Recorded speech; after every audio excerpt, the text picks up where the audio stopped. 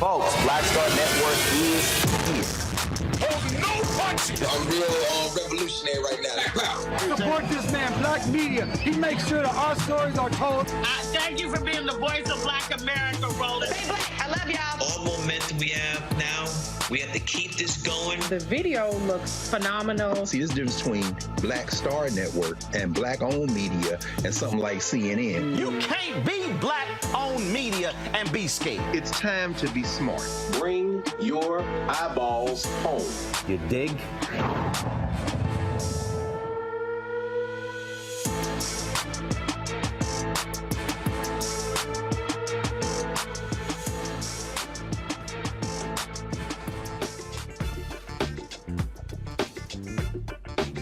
It's Wednesday, June 7, 2023. I'm Robert Patillo, sitting in for Roland Martin, who is joining us later on in the show. Here's what's coming up later on Roland Martin Unfiltered, streaming live on the Black Star Network. We have a major update in the fatal shooting of Ajike Owens' mother. The Florida woman responsible for the tragic incident has been arrested and charged. We'll bring you the latest developments, including details on the arrest and the charges filed.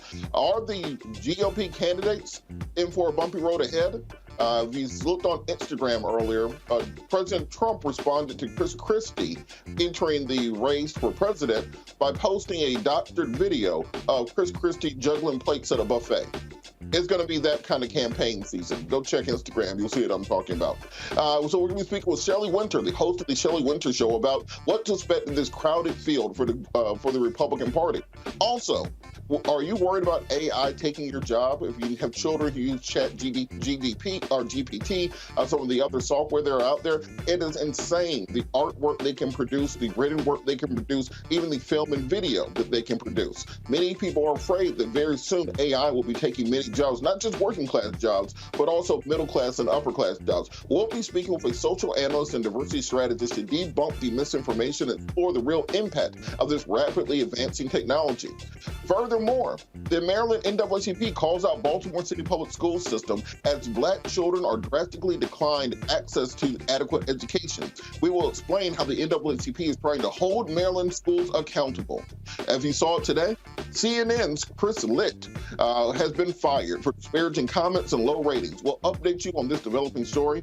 And also, one dear friend of the show has passed away. Today, we will take a moment to celebrate the life and legacy of the esteemed economist William Edward Spriggs, who significantly impacted the labor policy landscape. It is time to bring the funk on Roland Martin Unfiltered, streaming live on the Black Star Network. He's got it. Whatever the biz, he's on it. Whatever it is, he's got the scoop, the fact, the find. And when it breaks, he's right on time and it's rolling. Best believe he's knowing. Putting it down from sports to news to politics. With entertainment just for kicks, he's rolling. It's on go, roll, roll, y'all. It's Roland Martin, yeah. Rolling with Roland now. He's funk, he's fresh, he's real, the best, you know he's Roland Martin now.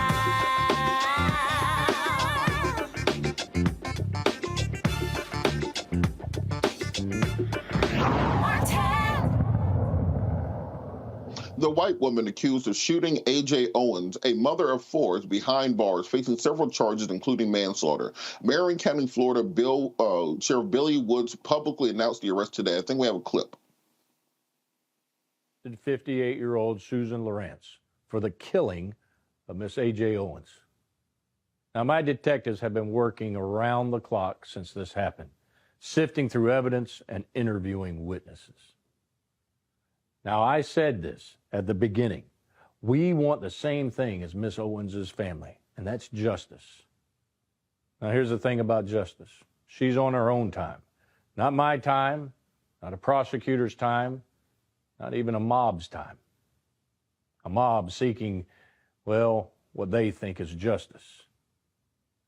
And I understand that in these situations like this, emotions run high, and it's understandable. In fact, I want to thank all of you that have sent me messages, sent me emails, texted me, and encouraging the arrest, because it shows that you care about a fellow human being. Now, many of you were struggling to understand why there was not an immediate arrest. Well, as I partially explained in the beginning, the laws here in the state of Florida are clear. Now, I may not like them. I may not agree with them.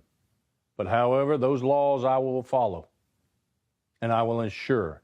And sometimes when we do these investigations of cases of this level, rushing in to make an arrest is not the right thing to do sometimes.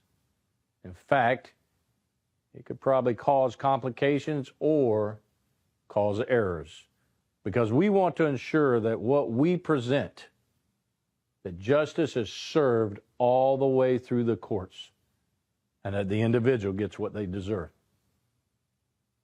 And that's one of the things. My detectives cannot complete an investigation without getting all sides of a story. And that night, all we had was one person's story, and that was the shooter's story. But Miss Owens' story had to be told through evidence and the eyes of witnesses who were there. I told you that we want nothing more than justice, and this can only be accomplished by maintaining the integrity of the case and leaving no stone unturned. Throughout this tragic event, we have been working very closely with Mrs. Owens' family. And right now, that family needs your prayers and support. The justice we have all been seeking has been served, but peace for them is still a ways down the road. Now, some of you have asked me about the Stand Your Ground law.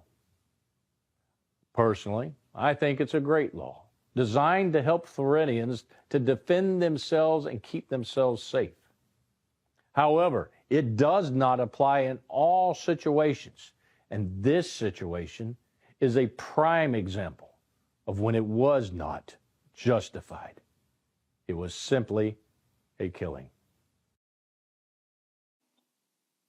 Lawrence is charged with manslaughter with a firearm, culpable negligence, battery, and assault. She is facing up to 30 years in prison.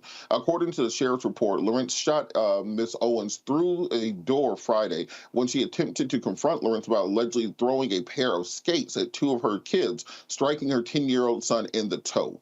The kids were playing in a field near Lawrence's home, and she started an argument with the children. Owens' 12-year-old son went to speak with the woman. Lawrence opened her door and swung at them with an umbrella. The kids went home and told their mother. When their mother went to Lawrence's home, knocked on the door and demanded that the woman come outside, that's when Lawrence fired one shot through the door, hitting Owens in the chest. She died in the hospital. Her 10-year-old son was standing next to her at the time of the shooting. I wanted to bring our panel in on this. I want to bring our panel on this conversation. Rebecca Carruthers, Vice President, Fair Election Center, Washington, D.C., Dr. Mustafa Santiago Ali, former Senior Advisor for Environmental Justice, EPA, and Eugene Craig, CEO of the X Factor Media, Inc., here in Baltimore, Maryland. So I want to start with you, Rebecca. Just what did you take away from the press conference and the charges being filed today? Do you think this will bring justice to this community? You know, I think it's very telling that you have the chief law enforcement agent in that county saying that, you know, justice can be slow and we have to wait for her. No, we're literally waiting for you to make sure you're bringing charges, making sure that your team is doing a full investigation so justice can happen. But I also found it very telling that he said in his personal capacity, he personally likes Stand Your Ground. But in this particular instance, he doesn't see how Stand Your Ground is justified or how it applies. I want to know if that's the official position of his jurisdiction and not just in his personal capacity. I really want him to make that clearer. And Mustafa, just kind of on that point, would this arrest have happened if it wasn't for the level of public attention and activism? This is another situation like we saw in Brunswick with Ahmaud Arbery, where until the public outcry came, the charges don't come. Yeah, that's why our voices are so important. That's why networks like this and any others who are actually focused on making sure that justice actually happens in relationship to our communities. Dr. King said justice delayed is justice denied. So it's interesting. I totally understand, you know, that it takes time to do an investigation. But we also know that if we don't stay engaged and raise our voices in many instances, our needs fall through the cracks. So I'm glad to see that there was an arrest, but we still have a long way to go in relationship to see if there is a prosecution. And Eugene, you know, we've seen through the last several years, right-wing media has switched into this post-apocalyptic mode, telling these people that there are people coming to your door. Black Lives Matter and Antifa are going to come assault you.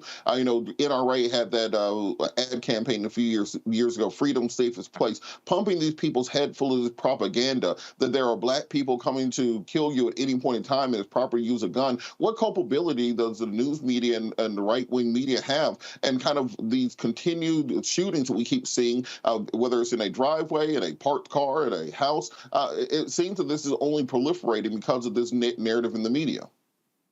Look, I think the right-wing news media, the right-wing echo chamber has a huge level of culpability here. The level of trauma they inflict on their viewers, the heightened sense of danger that they're perpetuating that really doesn't exist, and just the perceptions that they float on a regular basis, it becomes a lot of people's reality, and it's a false reality. So, I mean, the thing is this, I don't think, stand your ground or self-defense laws are bad within themselves, but how they end up being used ends up being very, very demonic in nature, for lack of a better term. But the thing is this, at the end of the day, this woman needs to be brought to justice, and hopefully justice moves very swiftly as she was to pull her gun and pull the trigger wrongfully.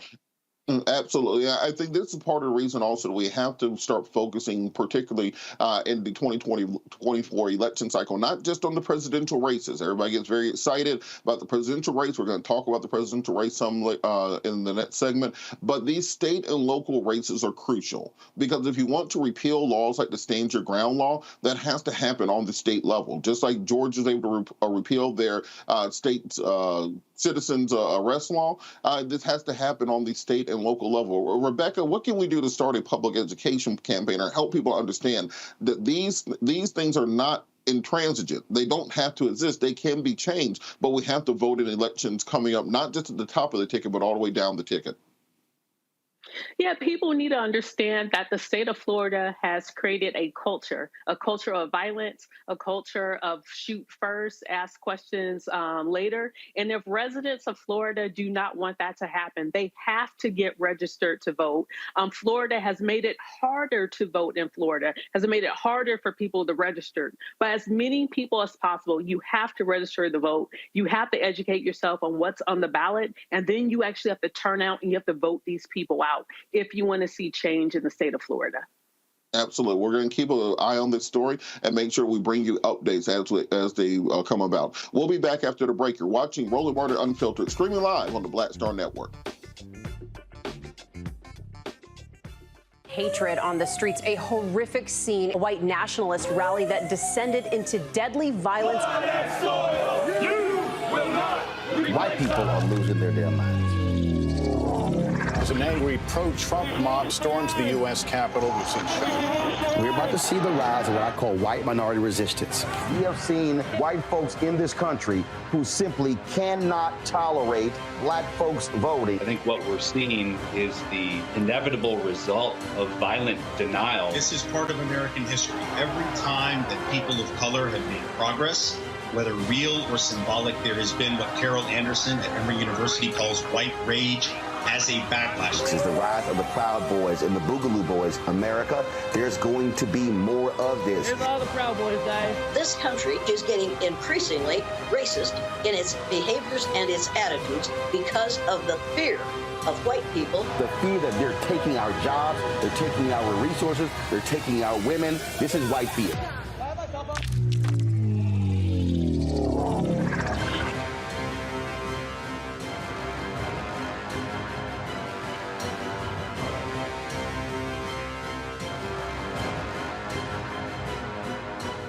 Black Star Network is here. Oh, no punch! I'm real revolutionary right now. Thank you for being the voice of Black America. All momentum we have now, we have to keep this going. The video looks phenomenal. See, there's a difference between Black Star Network and black-owned media and something like CNN. You can't be black-owned media and be scared. It's time to be smart. Bring your eyeballs home. You dig?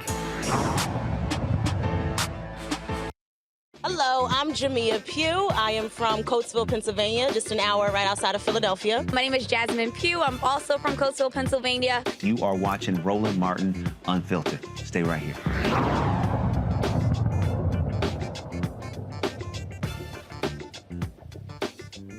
The race for the Republican nomination in 2024 is heating up. Of course, former President Donald Trump is the prohibitive frontrunner, leading in most polls by between 20 and 30 points versus the Republican field. He is the base of the party. He is the Republican Party, to quote Emperor Palpatine. But we keep seeing more candidates hop into the race. We saw Chris Christie and Mike Pence recently join in. Tim Scott and Ron DeSantis hopped in last week, and Nikki Haley and Vivek Ramaswamy have hopped in previously. Even Asa Hutchinson, the guy you've never heard of, is in the Republican race right now to potentially unseat President Trump. So to find out exactly what's going on in this crowded Republican field, we're joined by conservative talk show host Shelley Wynter, host of the Shelley Wynter Show on WB Radio in Atlanta, Georgia. Shelley, how are you doing this evening? What's going on, my brother? How are you? Thank you for the invitation. I am great. Thank you so much for joining us. So, you know, the odds on money is on President Trump being the nominee in a landslide. But we keep seeing more Republicans hopping in the race. What do all of these candidates say about what the party thinks of President Trump's chances of being the nominee next year? Well, I believe that most of the people jumping in a race are jumping in a race for either vice president or a cabinet position. With the polling that's showing, they're also jumping in a race for another reason, is because Truth Social just had an announcement that it's more than likely that Trump is going to get indicted in South Florida, and it's imminent. So I think a lot of these people think that it's tough to elect a president under indictment on several fronts. I think some of them are also running to be vice president or a cabinet position, which is normal. It happens all the time on both sides of the aisle. It's politics. But I think there's some that really do have a chance of unseating him. I think DeSantis has a good shot. I say this, Mike Pence announced today, watch out for Mike Pence to be a very dark horse moving up towards, as we get closer to the primaries that start off in early next year. Mike Pence brings the Trump policies that a lot of independents like, but they don't like Trump the personality or Trump the man, but they love the policies that he put in place. And so Pence comes with those policies because he was the vice president, but he's a calmer, cooler, more character-laden guy. You can disagree with Mike Pence's politics, his policies, you can call him whatever you want to call him, but one thing you can't call him is that he doesn't have high character and high morals. This is a man who was lambasted for saying he doesn't like to take meetings with women in a room alone because he's married. The left, of course, went after him for saying that, but it's a fair statement to make, particularly in this world that we live in corporate America. Well, Shelley, on that point, you know, I think when you look at the fact that Nikki Haley is a former prosecutor and who's in the race, DeSantis is a former prosecutor, he's in the race, Chris Christie's a former prosecutor, he's in the race. So is it the Republican mindset that Donald Trump's going to be in jail for the election next year and everybody else is just running for second place to be kind of the successor to the throne? I don't think everybody is. That's why I pulled back my statement. I think a lot of people don't think that he's going to even get to the finish line because of these indictments that are coming down. Now, I think he stays in a race. I think the polling shows that he's got 40%, but there's another 60% out there. And I think that 60% represents a lot of Republican voters who want to coalesce around another candidate, whether that candidate's DeSantis, Pence, or even Tim Scott. I love Tim Scott. I'm a huge Tim Scott fan. And I haven't made my choice. I tell everybody I'm in a singles bar. Last call is not until March 24th when we have our primary vote here in Georgia. And I got a long time before I attempt to take somebody home. I have to make a decision to take somebody home. So I haven't made my decision yet. But I love Tim Scott. I think Mike Pence is a dark horse that can move up very quickly as he travels the country. And I think DeSantis is going to stay strong in this thing. And I think the indictments coming down on Trump is the thing that's going to hurt him most. Well, Shelley, you know, I think as the race has gotten more crowded, Trump has gotten kind of more childish for a 70-something-year-old man. No, Chris Christie, we all know he's fat. I agree. By the way, I agree with fat things. And so on that point, what do you think the field will respond in kind to Trump's childishness, or will they actually start talking about policy? I think what they will do is ignore him. The biggest mistake that Jeb Bush, Ben Carson, and many others made in 2016 was they played into his hand. They tried to come back. They tried to call names also. They tried to make up things. I think this field is smart enough to know we're not going to play that game with you. And I think voters also realize that this is silly at this point. Now, there is a base of Trump voters that are not going anywhere, about 32, 35%. They're not going anywhere. But you can't win the primary with 32, 35%. And I think Republican voters will start to coalesce around somebody starting around right before Super Tuesday, depending on how the early states go. And unlike the Democrats, we're not setting up our early voting in the primary, excuse me, in a primary to benefit a candidate. So we're keeping it the same schedule. Oh, well, you know, I think Donald Trump has said that he would not participate in the Republican debates, whether they had them or not.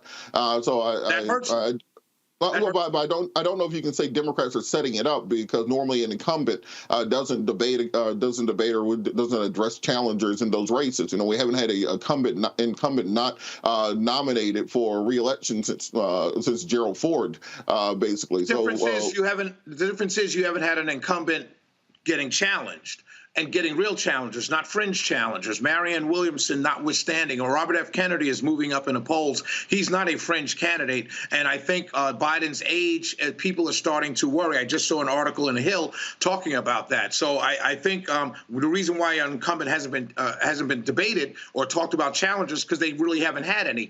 Trump didn't have any in 2020. Biden you guys had a full ticket of 12, 13, 14 people. So it's the way to land. But I think Biden's age and the missteps and the way the people feel, polling that people are feeling that they're not really confident of the future, I think a lot. That's why Robert F. Kennedy Jr. looks like a stronger challenger. So he should have to debate him, I believe.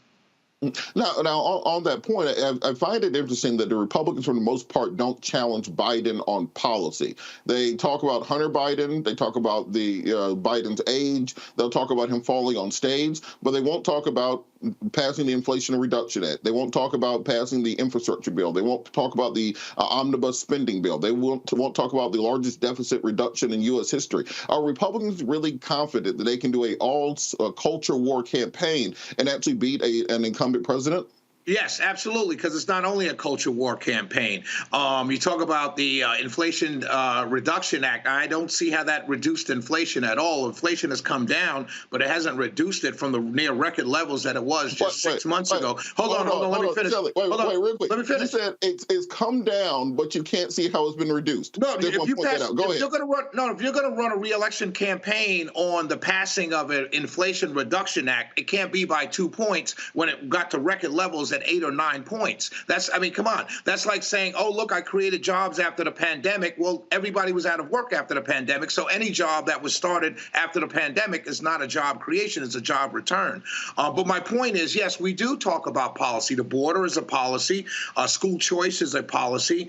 Tax cuts are a policy. So there is a policy discussion going on. I just think the most glaring negative for Joe Biden is his age, is his memory, is the way he talks, the way he stumbles, the way he falls. I think those are glaring, and those are obvious things that you can pitch to the American people as to why you might want to go younger in your candidate, not necessarily going to Trump, but younger and more vibrant in your candidate. And then when you look at everything else going on around the world in foreign policy, it buys into, are we losing a step? Our president's losing a step or lost a step? Is the American country as a country losing a step? I think it's a viable message.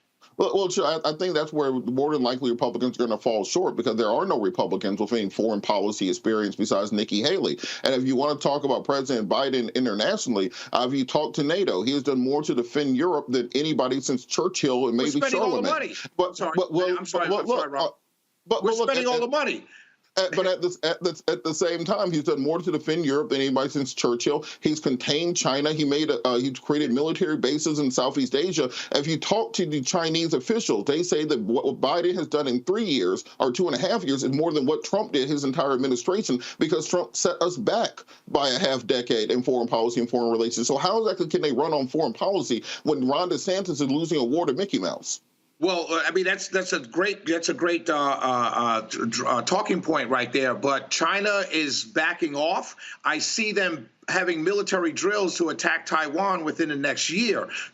Chinese government officials have told their farmers to start growing wheat and dispense with everything else that they're growing, and they want them to grow wheat. Why? Because they're preparing to go to war, and they're preparing to go into Taiwan, and they know the rest of the world is going to basically boycott them and not buy any of their wheat, and they're not going to be able to trade with anybody, so they have to get their people ready for war. We know that's going on right now. If you're saying that Russia, in the foreign policy-wise, Russia became more aggressive after Trump lost by going into Ukraine, and now we're feeding them trillions of dollars. We're feeding NATO trillions of dollars, and all along, Trump has been saying all along is that these countries and these entities, i.e. NATO, should be paying their fair share. I would like to ask the Democrat Party, how is it that African Americans, particularly on this network, not you specifically, but just on this network, can talk about local issues, can talk about prosecutors, can talk about all the things going on in this country, yet nobody is screaming and yelling about billions of dollars going into Ukraine. Nobody's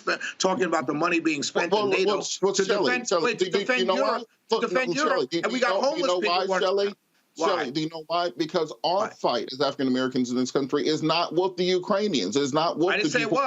It is not with the funding overseas. Our fight is with the people who refuse to vote in favor of reparations right here in America. Well, your reparations money just got given. My reparations come from those corporations that benefited off the transatlantic slave trade. My reparations come from those landowners who are giving their land back after the Civil War, and those families that passed that money down. Our reparations and our advancement as a people has nothing to do with what we do in foreign policy, and the Republicans like to use that as a distraction because they say, well, go fight against the Ukrainians, go fight against the immigrants at the border, because they don't want you focusing on white supremacy, which is the real enemy of the Black community.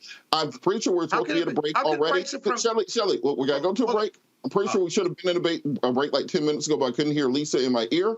But we're going to go to a break. We'll be back and we'll bring the panel in on this conversation. You're watching Roland Martin Unfiltered, streaming live on the Black Star Network. We'll be back after the break. That was a pivotal time. I remember Kevin Hart telling me that. He's like, man, what you doing, man? You got to stay on stage. And I was like, yeah, well, I'm young, thinking, like, I'm good.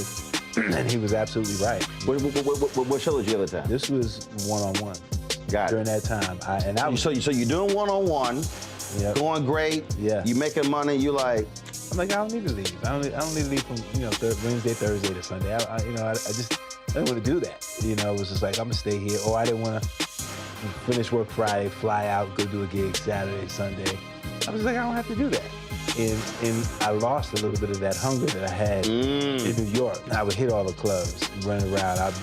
Sometimes me and Chappelle or me and this one or that one, we'd go to the Comedy Cellar at 1 in the morning. And that was our life. We loved it. You do 2 shows in Manhattan, go to Brooklyn, leave Brooklyn, go to Queens, go to Jersey. And I got complacent. I was like, I got this money, I'm good. I don't need to go chase that, because that money wasn't at the same level that I was making, but what I was missing was that training. Yes. Was that. And it wasn't the money. It was the money. It was that's what I needed.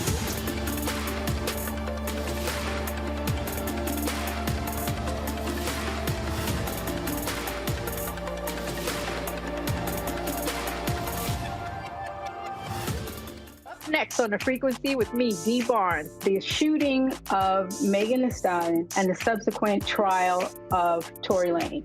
Megan has been treated like the villain. The experience that Megan went through is something that all Black women face when we are affected by violence.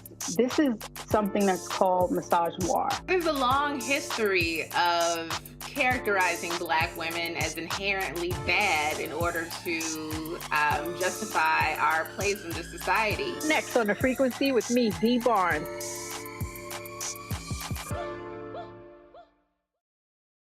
Hi, everybody. I'm Kim Coles. Hey, I'm Donnie Simpson. Yo, it's your man Deion Cole from Blackish, and you watch Roland Martin Unfiltered.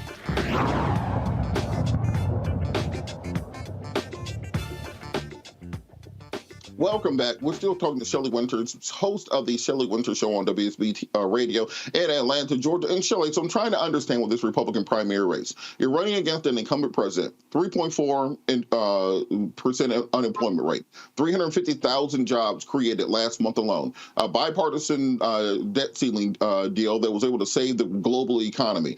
You're talking about a president that literally, other than being old, has run nearly a magical and perfect first administration. And at the meantime, you got President Trump sharing memes of Chris Christie juggling plates at a buffet. You got Ron DeSantis, who's at war with Mickey Mouse in Disneyland. And you have Tim Scott in a very odd appearance on The View. Are Republicans seriously going to run that against an incumbent president, or are they going to actually get serious on talking about what their agenda is for the Black community?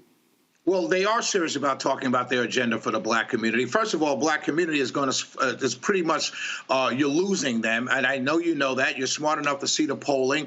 Joe Biden also has some of the lowest polling numbers for an incumbent president that has had a magical 3 years, as you call it. So that's odd to me. Black people are getting very upset with the Democratic Party. I'm seeing that in the polling. But Shelley, hold on. Hold on, I'm answering your question, Robert. Hold on, Robert. I'm just going to couch it in this way.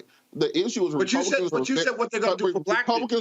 Republicans do a great job of talking about what the Democrats aren't doing. The question is, what are they going to do affirmatively? I just told you. I told you what they're going to do affirmatively. I just told you in the last segment, policy-wise, school choice is a winning issue with African Americans. Pence announced it when he was in his announcement. Tim Scott talked about it in his announcement. Nikki Haley talked about it in her announcement. Chris Christie is the only one that's going out there attacking Trump and doing the Trump stuff against Trump. Trump is the only one being Trump. Everyone else is talking nothing about policy. I mean, nothing but policy. To say Ron DeSantis is losing a fight to Disney, I mean, that's just a joke. It's a funny joke. That's reality. Shelley, no, I'm saying, but that's not his doing. That's not his policy. Hold on, that's not his policy. I got you, Shelley. Let's bring the panel in on the discussion, because we know the radio is 3 hours. This is a lot less time, so we got to keep it moving. So, Rebecca, I want to give you an opportunity to talk to Shelley, because we know it's always good to have a bipartisan conversation. Shelley, thank you so much for coming on tonight. I think what's really important to point out, one of the things you said earlier, is that viewers of the Black Star Network doesn't care about all of the tens of billions of dollars that are going to Ukraine. In fact, many in the Black Star Network absolutely care about the lack of investment in Black communities. So I got a two-part question for you. You talk about you don't want to make a choice of among which Republican candidate are you going to support, but two things. What is the Republican plan to truly invest in Black communities in this country of the candidates that are out there? And two, what is the Republican plan to reduce and end mass shootings in America?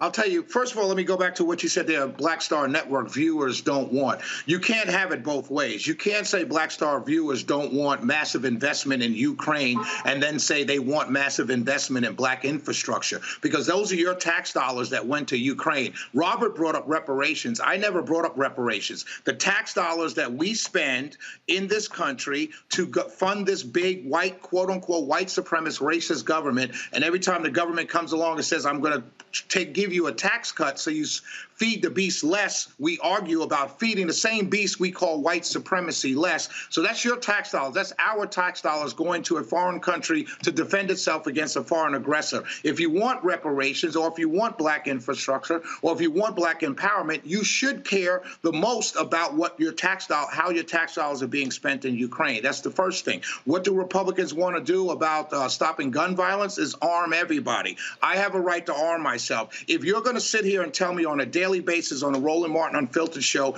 that white supremacy is the greatest threat to Black people, then why would you want to take my guns from me? If you're going to tell me every day that white people are out to get me, then why do I not want to be armed? So that's how you stop gun violence. Allow me to buy my guns, invest in mental health, which is what Republicans want to do. And now when you talk about economic empowerment, I remember a great rapper, Ice Cube, putting out an economic empowerment plan that he presented to both Joe Joe Biden's candidacy and President Trump at the time, and he was blasted by the very, I don't know about you four, but very blasted by outlets like Roland Martin Unfiltered, YouTube hosts, CNN, MSNBC, all the African Americans on these outlets. He was blasted for even having a discussion with Donald Trump. I remember when Steve Harvey met with... You didn't answer the question. What was it? Well, I did. The question. What is the Republican plan to invest in Black communities? I'm getting to that. I just told you. Tell me what the Republican plan on investment is. I just told you what it is. I just told you a man went to them with a plan. He went to Trump with a 10-point economic plan, and you yelled at him for having a meeting. So you want to know? Let me answer. Just the brief version. So are you saying that the Republican Party is going to adopt Ice Cube's plan? That's just real quick so you get to another question. They're not empowered to adopt it. My point is, don't ask for a plan when someone presents a plan. You laughed at them and told them to shut up. That's my point. So you want to know what the plan is? Here's the plan. We got to keep it moving. Here's the plan. Go ahead. 3 points. So school choice is the path to economic freedom. That's school choice. Number two, don't tell me no to my plan if I'm telling you the plan. You ask me a question, allow me to answer the question. Freedom, school choice. Number two, tax cuts allows me to keep more money in my pocket, so that means it allows me to be empowered. Number three, deregulation allows entrepreneurs to open up more businesses in the Black community. So those are the three things that Republicans stand for that will create economic empowerment. All right, Shelley, keep the train going. Okay, yes, Mustafa. Thank you. Mustafa, you have a question for Shelley. Oh, sorry. Oh, sure. Well, Shelley, appreciate you advocating so diligently for your points.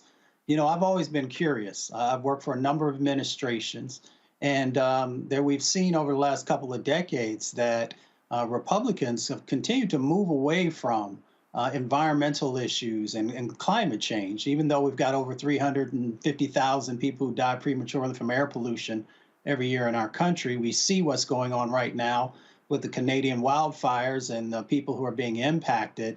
I'm curious, from the work that you've done, how can you get them to understand both the physical impacts, the mental impacts, because you talked about mental health, and also how it is also extracting wealth from Black communities, since you did mention strengthening the economic dollar inside of our communities? Well, I think there's a lot of things there. Let's attack the climate change part first.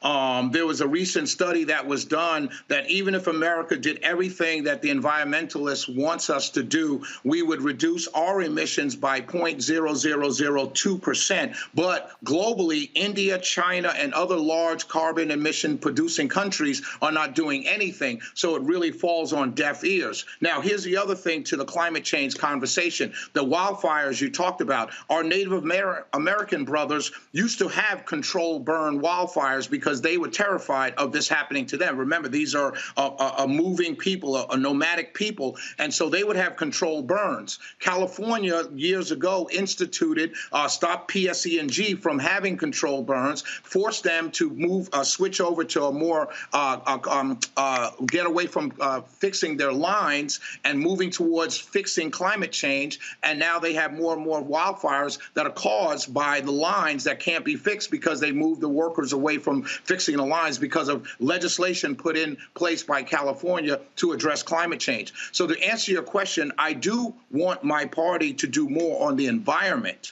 but I want them to concentrate on clean air, clean water, which, by the way, I believe were departments put in or acts put in by Richard Nixon, who was a Republican. I believe you know that.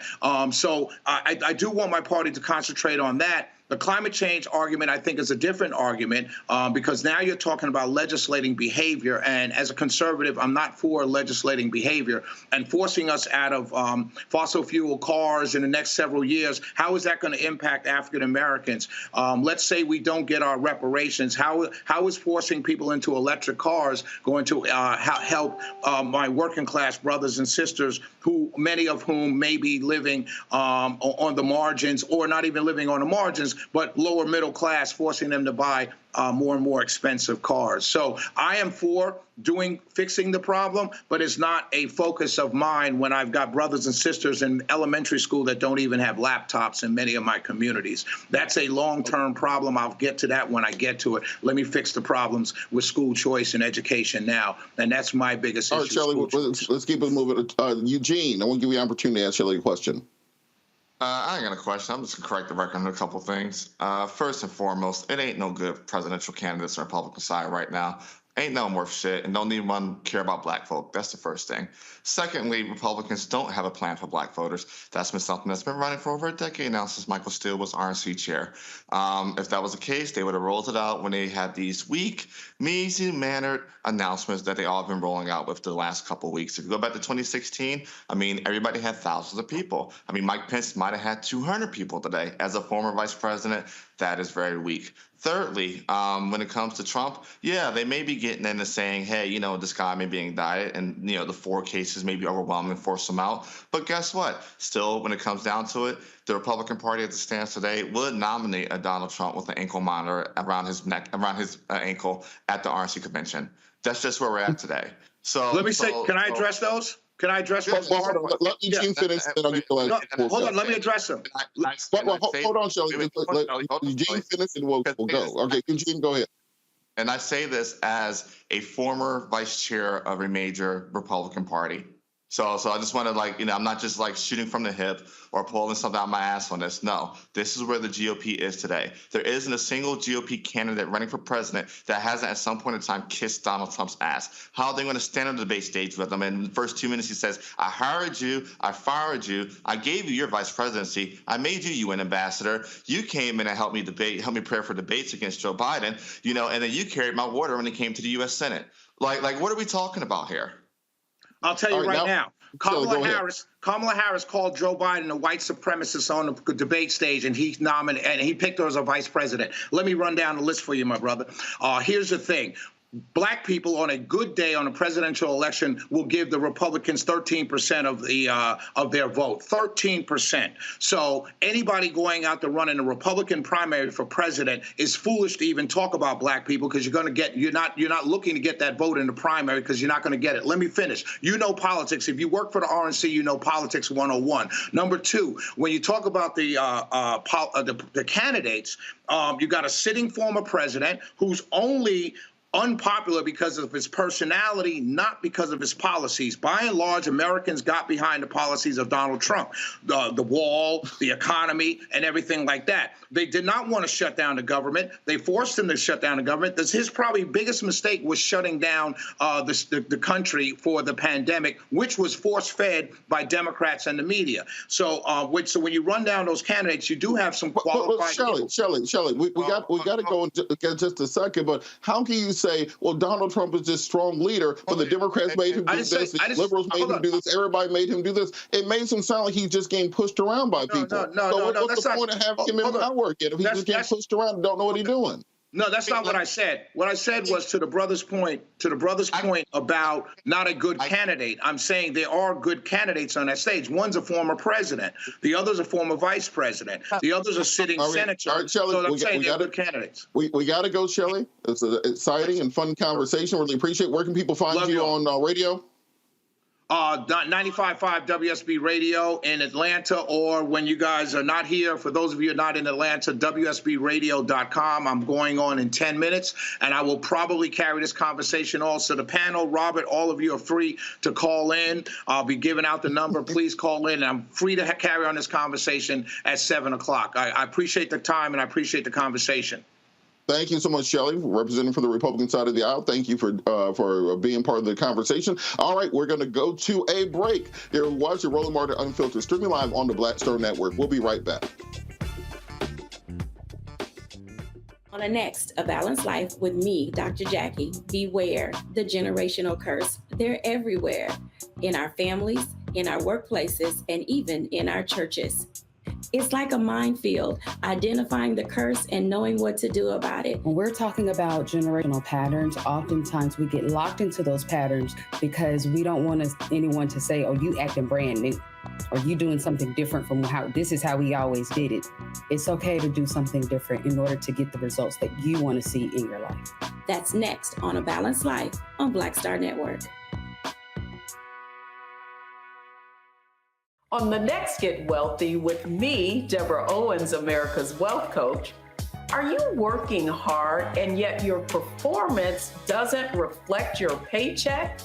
On the next Get Wealthy, you're going to learn some savvy career moves so that all your efforts actually show up in your bank account. Joining us is the founder of a career network, and she's going to share the 3 R's of accelerating your financial growth. Here's a tip as well. If you are an individual contributor and you desire to be a leader, do the work where you are now. Because if you do the work where you are now, when you do reach the level, you'll be prepared to stay there. Right here on Get Wealthy, only on Black Star Network. Me, Sherry Shepard, and you know what you're watching, Roland Martin Unfiltered.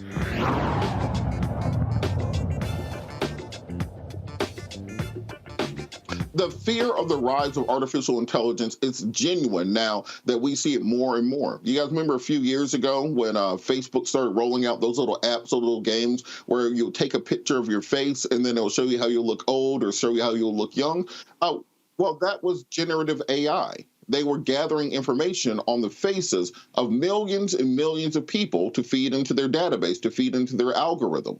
You ever download writing websites or writing applications that check your spelling, that check your grammar, they help you to proofread through papers and make sure you don't make mistakes? That was generative AI. It was all taking in everything and finding out the way that human beings write and communicate and feeding this into an algorithm and feeding this into a system. And now we're finally on the consumer side seeing the results of this. You've probably seen on your timeline these AI images that have been created where you can enter a series of command prompts and the AI continuously generates more and more realistic and lifelike images, showing you everything from what Black people look like during the Harlem Renaissance to what we will look like at a rodeo. You know, you see all sorts of things. Many of the television shows that you see now, part of the writer's strike that's going on in Hollywood is because more studios are using AI to do the initial script writing and then editing for that, and the Writers Guild want to ensure that they would have careers going forward. Now, you might be saying, well, shouldn't these companies have told us they were using our faces, using our images,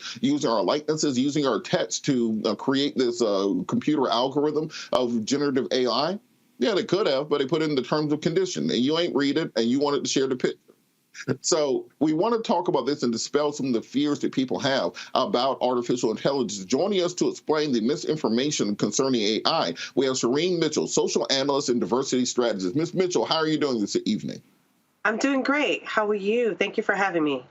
I am outstanding. Thank you so much for joining us. So can you talk a little bit about the misinformation and kind of fear that people have of artificial intelligence? People think it's going to take my job. Artists think it's going to put them out of business. Writers think it's going to put them out of work. Is this a real fear people should have? I personally don't think it's a real fear for them to have. That doesn't mean that some people won't use it as an excuse to get you out of your job. However, the key piece of this is that the AI cannot produce things that we haven't already produced. Like, for example, many people realize that, like, even professors who, like, get papers from students where they have basically produced products that were from AI entirely, once they run it through, their own, technology, they realize that these are mimicked versions of words that didn't come from the student. There are ways to address this and acknowledge that this is a problem. I do think, though, that sometimes the problem that we're having is that people don't know the difference between the technologies and being able to do their own due diligence to, like, go through the system themselves and actually counter what they're being presented. So I don't think it's going to take people's jobs, but I do think people are fearful of it, but not doing the work to make sure it doesn't happen. And now, let's say if you're in a field, like if you're a resume writer, for example, or if you're a consultant, or if you do accounting, those sorts of things, and they create these new algorithms that can be put in place. Every major company, it seems, is rolling out an AI chatbots. If you go into Bing on your computer, there's a Microsoft chatbot. Google has the Google Labs chatbot that now exists, is powered by GPT-4. Could you talk about how those people can prevent losing business out to these AIs that claim they can do the exact same thing as them, but for free and instantly? Actually, they have the expertise to know when what was being produced by the AI is basically trying to collect a mimic of their expertise and then regurgitating versions of it, and it's not accurate. Like that's the key part. If you just take it and you don't do your own due diligence, then yes, like these CPAs, everyone else, lawyers, like honestly, I saw someone who was saying like a lawyer would not know the difference between some of the, chat GPT. And I'm thinking a lawyer with any salt would know the difference, because they would be able to not only go back to the actual law itself that the chat GPT was referencing to make sure it was accurate. And if you're not doing that, then you're not doing the due diligence. So like, it's not just the accountant, it's also the professor, it's also everyone in their jobs. When someone's trying to use chat GPT to get you out the job, then that means there's something else going on. So do you think that you could tell a computer-generated script versus a human-written script just because of your expertise on this? Yes, as a coder, like there's actually been conversations about this where like all of a sudden, like when they were asking people to do whiteboards or whatever the case may be in the tech industry, and all of a sudden people were like given like assignments that would take 90 minutes and they can finish it in 5 minutes. I'm thinking you should pause and wonder where the coding was coming from and what code is being used at that moment. Like there is a part of it that is actually connected to human, like the way in which we operate as humans. If Chat GPT can take all the things that we as humans operate and give it to you in 5 to 10 minutes, then everyone should be pausing. All right, I want to bring the panel in on this. Mustafa, do you have a question for Ms. Mitchell on AI and whether or not it can take your job and my job also? Well, I'm ready to retire, so it's okay. But thank you for bringing this conversation forward. I've done a little bit of writing on this, so I think the further part of the conversation is the difference between AI and AGI. Which is an important element, because AI is about specific tasks that we see doing. And then, of course, the other more broader context is the one that really gets interesting for some, scary for others, because that, if it ever fully develops, could, take a lot of not just jobs, but a number of other things. But I'd love to hear your thoughts on that. So I do think that it still has to do with people having the expertise, that no matter what the AI is deciding to do in that expertise.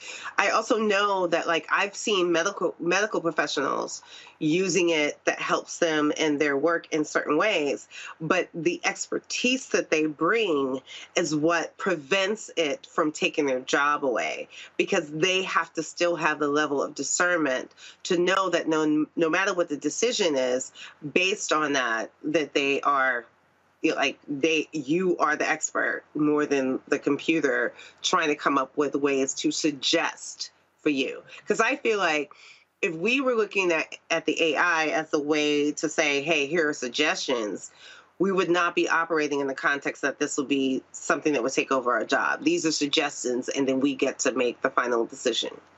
All right, Eugene, I want you the opportunity to speak with Ms. Mitchell. I guess my question is, how far away from me are we from me having my own Jarvis and potentially my own phone? That's what we need. That's what I want. I want my own Jarvis. I want my own table where I can expand things digitally, bring them back small, create new things. Jarvis control all the cars and everything, and then maybe my own Iron Man suit. How far out are we? For those of you who are not nerds, Jarvis is the artificial intelligence that Tony Stark had installed into the Mark I Iron Man armor. So that is what he is talking about for the people who actually had friends in high school. Like, do you know what you're saying to me as someone who was like, do you remember when Back to the Future happened and we were looking for our hoverboards? When did we finally get our hoverboards? Did we get it in 1985? That's what you're asking. You know. All right, Rebecca, if you have a question for Ms. Mitchell. It's not possible. We have no idea. Let me say that. We have no idea when it will eventually land. All right, Rebecca. So my question is, there it goes. My question is, what is the impact of greater AI adoption on brain development? And the reason why I ask that is that when I talk to my godchild uses a calculator, doesn't understand the why they're inputting certain things into the calculator, doesn't understand like some of that critical thinking. So what is the impact of AI with using those portions of our brain? I do think that so the cautionary tale is the experts who have been around long enough to see how this works are probably seeing things completely differently when the AI decides to show up in certain ways. I think younger people who haven't experienced it yet and still experiencing life, like that's the place that we probably should have a little bit of caution, honestly. And I think about this in the context of what you're asking about math. It's like, well, get the program to just tell me the answer so I don't have to do it. So that worked a lot during when we were virtual, right? That children could sort of speak into, the AI and get an answer back. It is important for us to understand those levels of distinctions drastically differently. So I do think about that part of it because I feel like there's some aspect of that will allow them to come up with answers that is not their authentic voice, but that's something they think is the right thing to say or do in those moments. And math is way more complicated in the way that, like, once you start going up the chain in math as a child, like once you get to algebra and trigonometry, the AI is not going to work for you anymore. But I do think there is a question there about how the impact of children may be the moment that we might have to pause about what ChatGPT can do and will sort of influence that generation that's behind us. All right, before we run out of time, what are some resources for people who want to learn more about this or they want to find out how AI can be used in their business or their personal life to make them more productive? Because at the end of the day, we talk about the evil sides of it, but it is a tool that can help people. What are some tools that people can use to learn more about it? Yeah. So I do think that there are a couple of people who I respect in terms of who have been working on this. There's Dr. Keisha, who's been online and actually talking about these issues, including before COVID and the like, that you should reference. I also think that we should go back to this really simple thing, and I mean this sincerely. Remember, Timnit Gebru was removed from Google while asking for the paper she wrote was about the ethics of AI and the impact of what that meant. Can we go back to that and start asking more questions and then kind of moving from there? Because it always feels like every time I have a conversation about that or Google even speaks to that, they're going, well, I think we can move this needle this way, but we'll see. But if you fire the people who were looking at the ethics of these issues, then we're having a problem. So I'm going to center Black women, go back to Timnit Gebru and all the women who have been working on AI justice. That's where everyone should go for resources. Well, thank you so much for your expertise, and keep us updated for when me, Eugene, and Rebecca and Mustafa can all retire and just have a computer do this all for us. But thank you so much for it's never going to happen. It's never going to happen. Well, hopefully you're right. Well, thank you so much. All right, we'll be back after the break. You're watching Roland Martin Unfiltered, streaming live on the Black Star Network.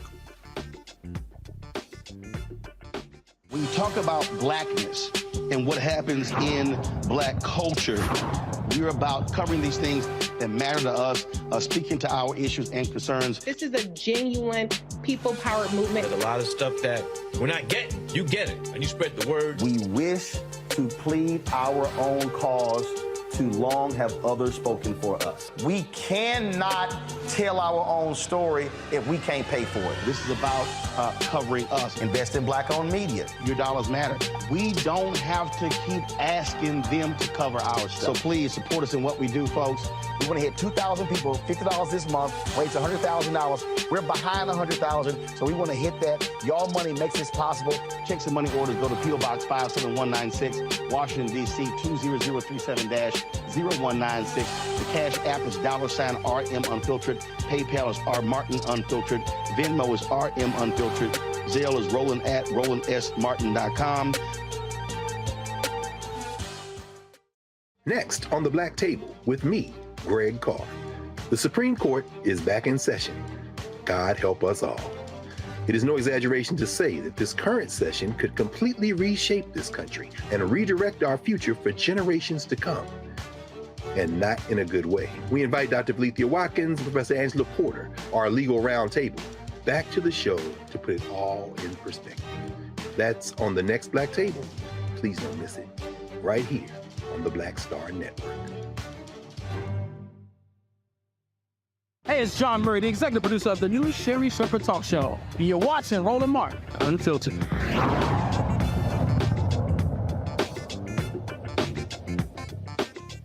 According to the Maryland State Conference of the NAACP, Maryland has violated Black students' constitutional rights by failing to provide them with the resources and support that they need to succeed academically.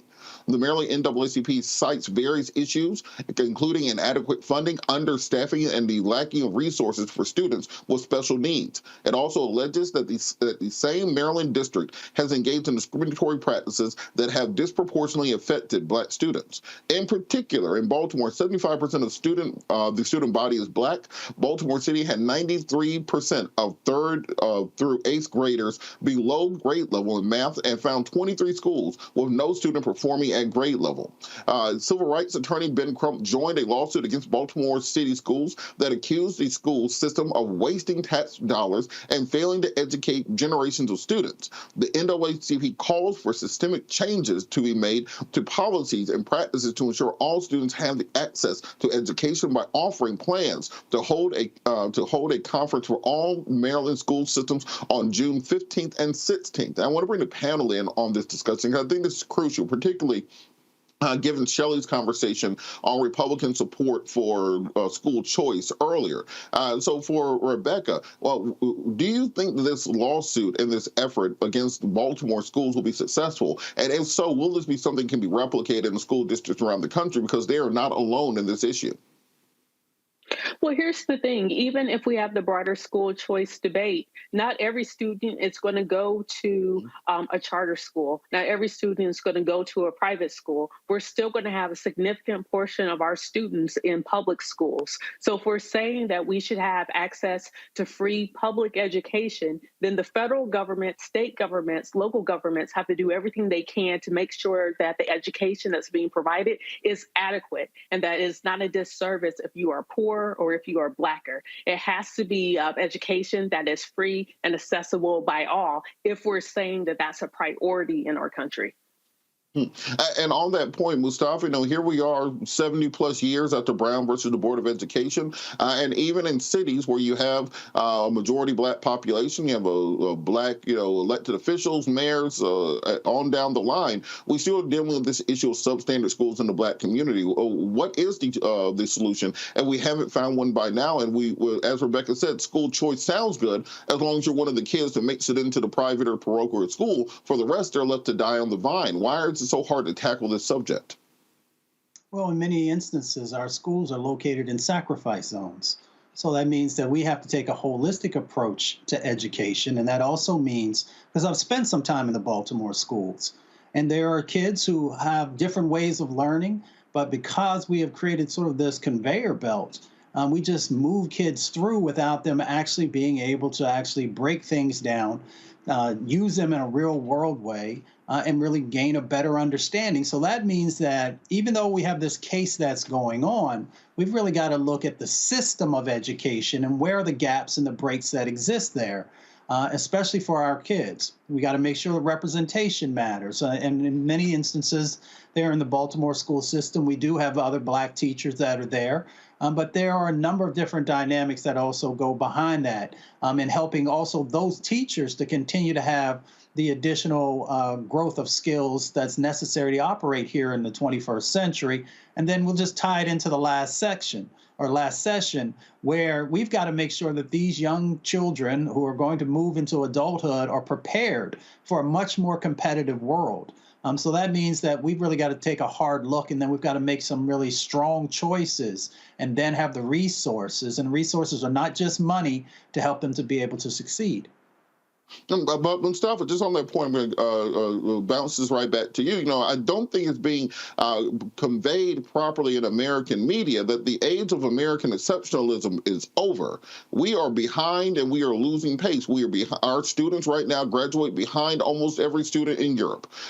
Quite frankly, they graduate behind almost every student in Canada. They graduate behind almost every student in Mumbai and in Nigeria and China. They graduate behind almost every student in Japan. Well, why is it that we can't have political conversations that are centered around actually improving education without moving into kind of some of these ridiculous conversations? Ron DeSantis wants to ban books because they make the kids gay. Glenn Youngkin wants to ban the books because they make white people feel bad. We don't have actual conversations centered on fixing the education system. How can we actually get to the point of directing our attention towards solutions and not just rhetoric? Well, we've got to finally realize that education actually helps to strengthen our country when it's done properly. Education also expands your mind. Education also helps you to understand that you have power. And of course, we understand when we start talking about power dynamics, people get real nervous, because if you have an educated community or an educated body, then that means that they are going to want better things for themselves. And there's going to be a higher level of expectation, and that scares some people. But if we don't get our educational system correct in this country, we are going to fall further and further behind. I have been in South America, Central America, Europe, and Africa, and you would be surprised, and Robert, as you shared, the level of learning that happens at such a young age that in many instances, folks who are in high school in this country can't compete with folks who are in 8th grade or 7th grade in other countries. So this is the moment for us to actually do the right thing and make sure that we are putting together a 21st century educational system. You know, on that point, well, me and my wife were at this beach in Phuket one time, and there was this couple next to us, an interracial couple, and the daughter had never seen a Black person before. So the daughter asked the mother in French if she could come talk to my wife. I took 6 years of French, so I barely understood the child. She was like 4 years old. And then she went and spoke to her father in German and asked him. And then she came and spoke to us in English. And then she spoke to the waitress in Thai. So when I talk about American schools being behind, I think that if you haven't gotten out of America and seen the level of education that these children have and with far fewer resources in other places, you won't understand just how far we are from being able to keep up with this next generation. And Eugene, you know, you come previously, you know, you're a reformed and retired conservative, but I think that part of the issue is that the conservative side of the aisle, it seems to, other than school choice and, you know, an anti-woke agenda, we don't really get policy out of that side of the aisle. What could be a conservative policy solution actually helping our educational system? Because Baltimore is not alone. Well, the thing is this, right? So I'm actually going to speak from somebody that actually lives in the Metro Baltimore area about what's actually going on. So you did run down, you know, in Baltimore City, where, you know, this lawsuit's taking place, where there's been a lot of discussion about the impact the schools is having, the lack of performance from the school system. First and foremost, Maryland has localized school boards, which means that, hey, your county elects a school board that has a wide range of autonomy over both budget, performance, and policy of the local school system. On top of that, the Maryland legislature, by law, essentially provides parity within funding. So let's say, for example, I mean, so school systems are largely funded by property taxes, right? So let's say, hey, Baltimore City they're able to only fund $7,000, and the state, will come in and fund that other $8,000. And that's typically what happens in Baltimore City. The state provides an overwhelming amount of funding compared to, let's say Baltimore County or Anne Arundel County, surrounding counties of Baltimore City. But hey, let's say a poor white county like Somerset or Prince Anne County, both of those, receive like parity funding the same way Baltimore City does. But I think if we're going to have an honest conversation about what's going on with Baltimore City schools, I think that conversation starts with, hey, that these schools are run by a 100% Democrat school board, and supported by a overwhelming supermajority, filibuster-proof majority, do whatever they want majority of Democrats in both the state house and state legislature. There's a false idea that governor, Republican or Democrat, has control over that state budget. No, that state budget really rests within the hands of the state legislature. So I think if any conversation is going to be about fixing the Baltimore City schools, it's going to have to start with fixing about who actually runs the schools. On that point, both our friend Kim Klacik, she had a video on Instagram the other day where she made the point that, the city of Baltimore has banned plastic bags at the grocery store, for example, or has done many of these other things they consider part of the left-wing agenda, but hasn't focused on things such as education and crime. Why do you think in many of these cities that have, as you said, super majority Democratic populations, where they can do what they want, as you said, they aren't focusing in on many of these key areas that are necessary for the general function of the city, but then have time for, we're going to ban plastic bags and some of these more esoteric things that sound better? Well, the thing is this, right? And this is what I was actually going to say to Shelley earlier. When it comes to both parties, when they have the majority to do something, they actually don't do shit and nothing. Roland shall say shit, but Roland's not here. They don't do nothing, right? So Republicans had a majority. They could have enacted school choice. They could have built a wall. They could have did whatever gun reform they wanted. For 2 years, they had a complete majority with Donald Trump as president, right? Complete control, did nothing. For decades in Maryland, Democrats have had complete control, but did nothing. In Baltimore City, they could do whatever they want. I mean, literally have a 100% Democrat city council with a Democrat mayor, Democrat school board, Democrat sheriff, Democrat police chief, can do whatever they want when it comes to crime and education, right? Whatever solution they want, they have complete control over the budget, but they decide not to. Why? Because, hey, when it comes to the next election, I'm able to come in and run on, hey, I'm going to make it safer and I'm going to make education better while doing nothing, and voters forget every 4 years that the same person or this person that was endorsed by this person or this person that was endorsed by this person that happened to be a former mayor or former city council president, made the same promise and didn't deliver on it. It's a game. It's one big, huge game. But and that's why every generation you get somebody that actually comes in and does something. Oh, we herald them as a hero because they actually did something. But in the reality of it, when people have these majorities, they don't do what they actually promise. Sometimes people do. And in the case of Ron DeSantis, he told you he was going to come in and fight this woke, whatever, and he's actually doing it or whatever. Now, I don't agree with it, but he's actually doing what he said he's going to do with the majority that was handed to him. If Democrats actually care about black people, and I say this for Republicans too, you actually care about the constituencies that you beg to represent, because that's what campaigning is, literal begging, right? So if you're actually going to run for a year and a half and beg somebody to give you power and let you serve in office, actually deliver on the needs that these people have. And that goes for Democrats, that goes for Republicans, it goes for black electors, it goes for white electors. Point blank period. And Rebecca, just kind of piggybacking on what Eugene said, we're going into 2024.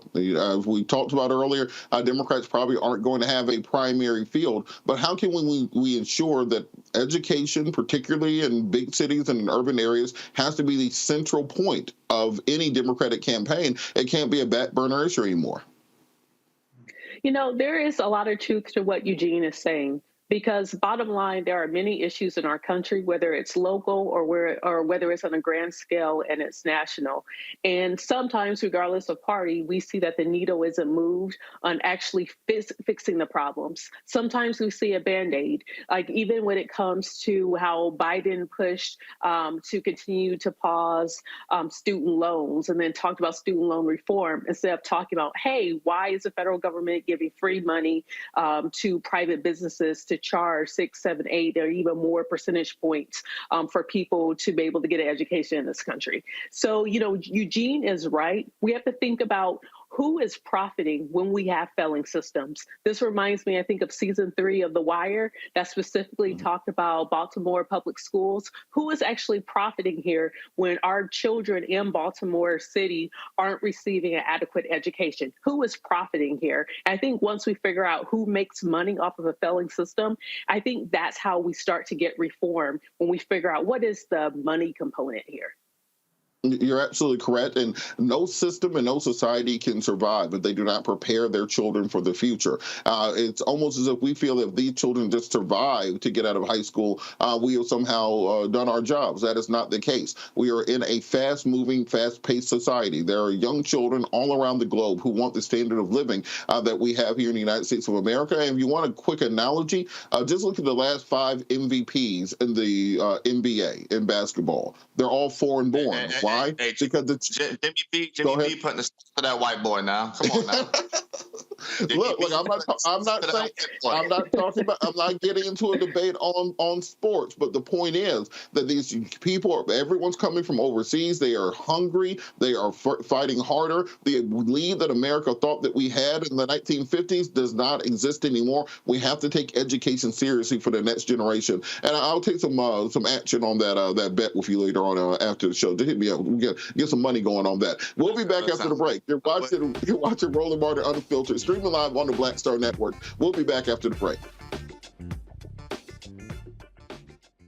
Hatred on the streets, a horrific scene, a white nationalist rally that descended into deadly violence.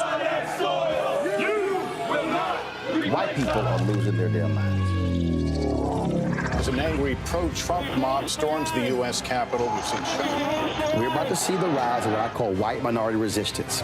We have seen white folks in this country who simply cannot tolerate black folks voting. I think what we're seeing is the inevitable result of violent denial. This is part of American history. Every time that people of color have made progress, whether real or symbolic, there has been what Carol Anderson at Emory University calls white rage as a backlash. This is the rise of the Proud Boys and the Boogaloo Boys. America, there's going to be more of this. Here's all the Proud Boys, guys. This country is getting increasingly racist in its behaviors and its attitudes because of the fear of white people. The fear that they're taking our jobs, they're taking our resources, they're taking our women. This is white fear.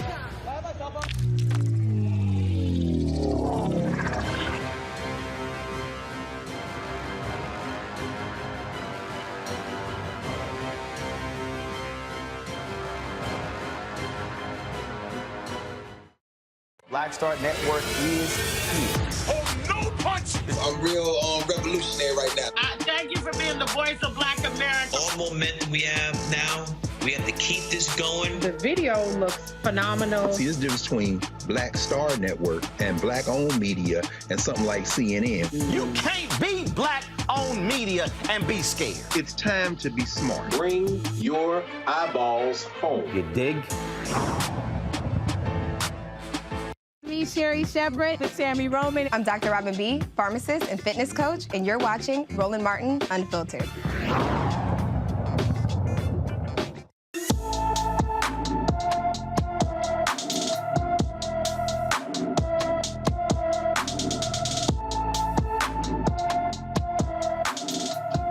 In today's Black and Missing, we talk about Lorenzo Carter. Lorenzo Carter has been missing from Mesa, Arizona since April 30th, 2023. The 16-year-old is 5'9" tall, weighs 140 pounds, with brown hair and brown eyes. Anyone with information about Lorenzo Carter is urged to call the Mesa, Arizona Police Department at 480-644-2211. Again, that's the Mesa, Arizona Police Department, 480-644-2211 with any information on Lorenzo Carter, and we hope that he is returned to his family safely as soon as possible. I'm going to go to headlines.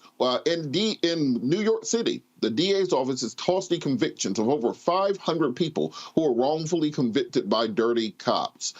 The convictions were related to misdemeanors and 8 felonies, all linked to disgraced officers found guilty of crimes such as taking bribes, perjury, and official misconduct while on the job. The DA's Post-Convictions Justice Unit reviewed the cases, and the move comes after similar actions were taken by the district attorneys in the Bronx, Brooklyn, and Queens. The move is expected to relieve hundreds millions of New Yorkers living with severe costs that come with convictions, including barriers to employment, housing, and education.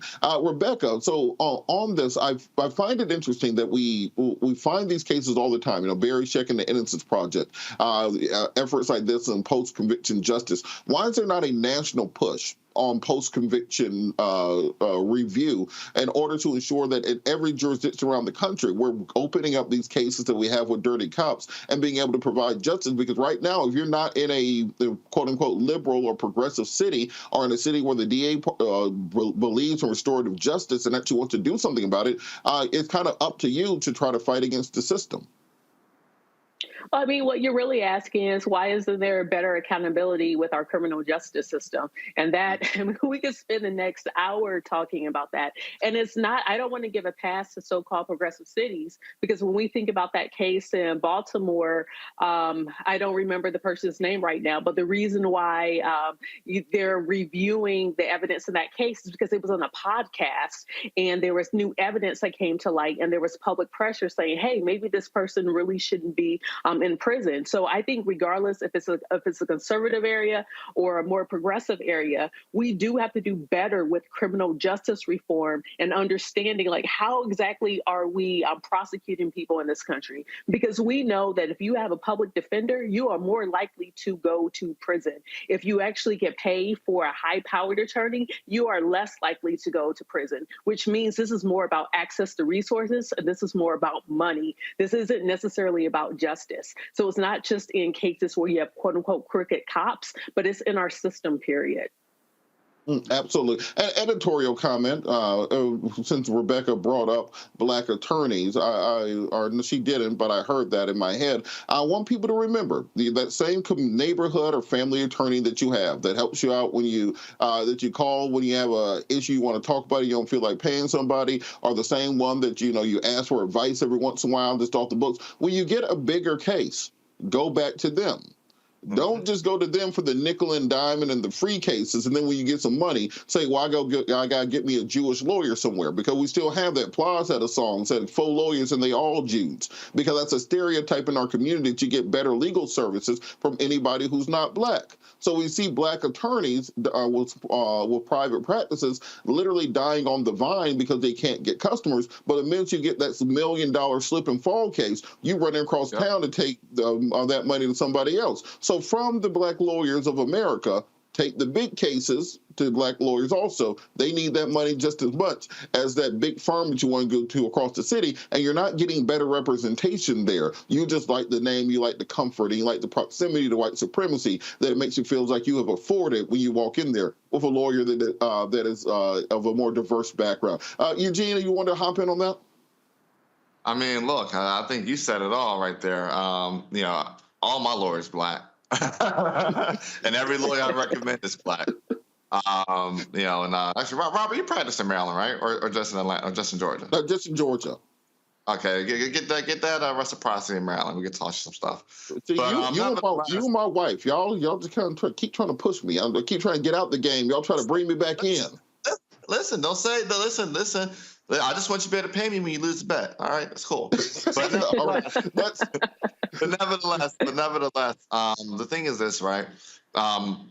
We have a responsibility to push for the most equitable, most fair, most blind justice system we can produce. I will take the American justice system over any other justice system on the face of the earth, point blank, period. But that doesn't mean that it's perfect. And part of that, you know, moving to a more perfect justice system is, hey, when you have situations like dirty cops, yeah, your credibility's thrown out the window. We can't trust you even signing off on a traffic ticket. When you have situations of abusive or aggressive assistant district attorneys, yeah, I think, you know, that those typically things need to be remedied. I mean, look, even today, Kevin, you know, Randolph was found, you know, acquitted of all 4 charges, right, down in Florida. I mean, he should have been charged in the first place. I mean, this is Florida. Stand your ground matters, right? And I think if somebody's coming and to shoot up the place and you just happen to, you know, they got tagged in the shootout, you know, you were standing your ground. So you know, and all that's a part of creating a more perfect justice system, which should be our end goal at the end of the day. Absolutely. And Mustafa, part of the issue that I think people have is when you see cases like this with corrupt cops, everybody for generations has heard these stories. You know, that uncle you had, that cousin you had who had interactions, and for a long time they weren't believed. Now that we actually have the ability to go back and fight through these cases and actually bring justice to many of these individuals, how important do you think it is that we center that in our political system? Because Republicans have been masterful at controlling language. They've taken criminal justice reform, they turned it into defund the police. You take sentencing reform, they call that liberal and progressive DAs, weak on crime, soft on crime DAs. How can we make sure that from the progressive side of the aisle, we are ensuring that it's a central aspect of the next election cycle, that we are dealing with these issues of criminal justice reform, because we can deal with everything else. I said Biden's been a great job with bipartisan legislation, but we still haven't addressed this primary issue for the African American community. Yeah, well, I guess there are a number of different ways of getting at it. One, we know that there are a number of studies out there that show that somewhere between 5 and 10% of folks who have been incarcerated are actually innocent. So you got to bring forward those faces and those cases, one, to the American public, but two, politicians who are serious about trying to make real reform in this space have got to also incorporate those real world stories and how it has impacted not just the individual, but their communities that they come from. So you've got to socialize and humanize these respective issues if you want to counteract the disinformation and false narratives that Republicans use during campaign season, and then as a justification also for these restrictive policies that they put in forward. So that's one of the places that I would start. The other part of it is making sure that people understand that their vote truly does have power, and that if we want to have the right types of reforms, then we've got to get engaged in the political system. We've got to make sure that democracy actually works for us. And we've got to cast those ballots for individuals who will diligently fight and hopefully can actually share a narrative in a way that resonates with folks.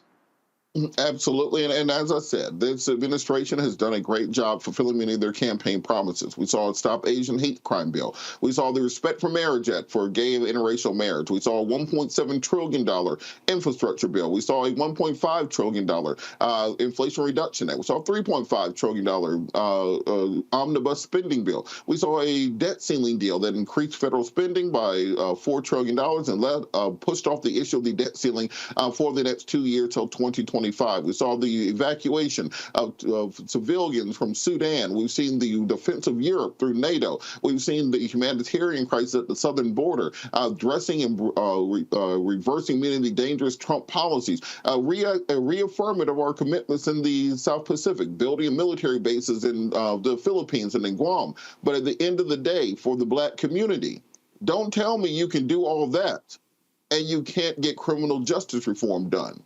Don't tell me you can be bipartisan when it comes to infrastructure, when it comes to spending money, but you can't get voting rights done.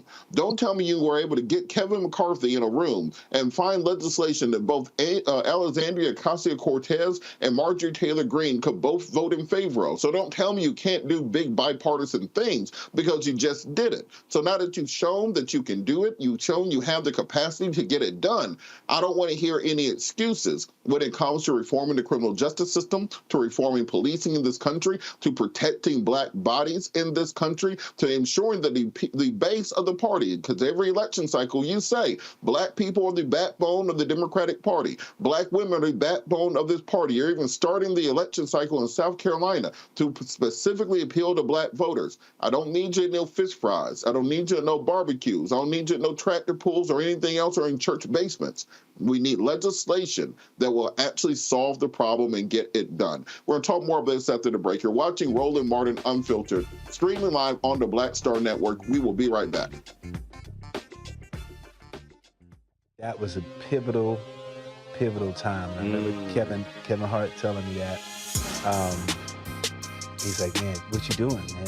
You got to stay on stage. And I was like, yeah, well, I'm young, thinking, I'm good. And he was absolutely right. What show did you have at the time? This was one-on-one. Got it. During that time. So you're doing one-on-one, going great, you making money, you like... I'm like, I don't need to leave. I don't need to leave from, Wednesday, Thursday to Sunday. I just didn't want to do that. You know, it was just like, I'm gonna stay here. Or I didn't want to finish work Friday, fly out, go do a gig Saturday, Sunday. I was like, I don't have to do that. And I lost a little bit of that hunger that I had in New York. I would hit all the clubs, running around. Sometimes me and Chappelle or me and this one or that one, we'd go to the Comedy Cellar at 1 in the morning. And I mean, that was our life. And we loved it. You know, you do 2 shows in Manhattan, go to Brooklyn, leave Brooklyn, go to Queens, go to Jersey. And I got complacent.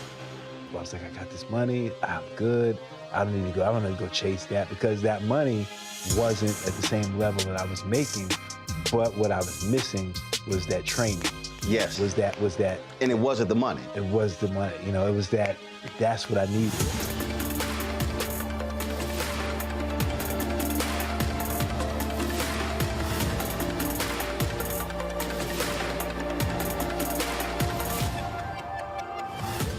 Hatred on the streets, a horrific scene, a white nationalist rally that descended into deadly violence.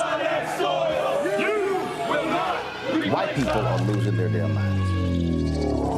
As an angry pro-Trump mob storms the U.S. Capitol, we've seen We're about to see the rise of what I call white minority resistance. We have seen white folks in this country who simply cannot tolerate black folks voting. I think what we're seeing is the inevitable result of violent denial. This is part of American history. Every time that people of color have made progress, whether real or symbolic, there has been what Carol Anderson at Emory University calls white rage as a backlash. This is the rise of the Proud Boys and the Boogaloo Boys. America, there's going to be more of this. Here's all the Proud Boys, guys. This country is getting increasingly racist in its behaviors and its attitudes because of the fear of white people. The fear that they're taking our jobs, they're taking our resources, they're taking our women. This is white fear.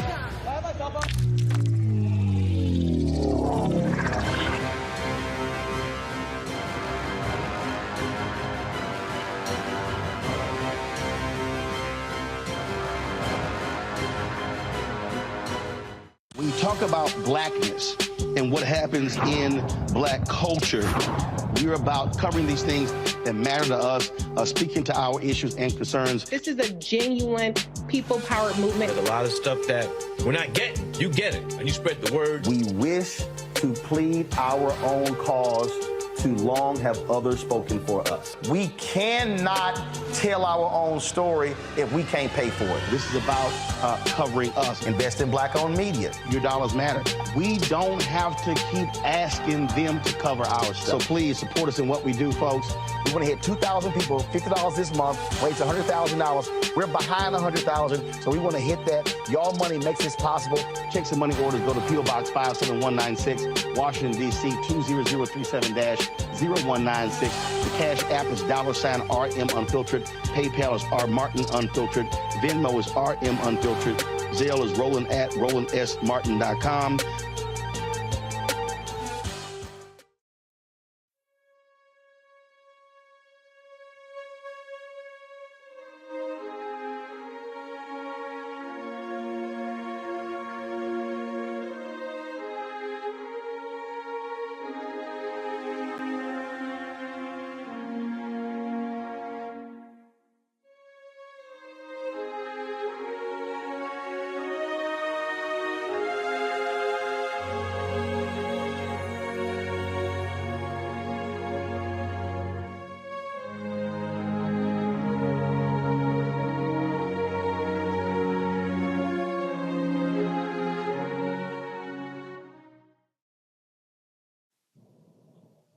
Hey, folks, Roland Martin here. I am in Atlanta, where today I was participating in the Steve Harvey Foundation golf tournament. They were raising money for the young boys, the 250 young boys that they entertain every year at a ranch here in Georgia. And I was on the golf course when Dr. Greg Carr, of course, longtime professor at Howard University, as well as regular panelist here on Roland Martin Unfiltered, sent me a text alerting me that Dr. Bill Spriggs, became an ancestor. I was absolutely shocked by the news.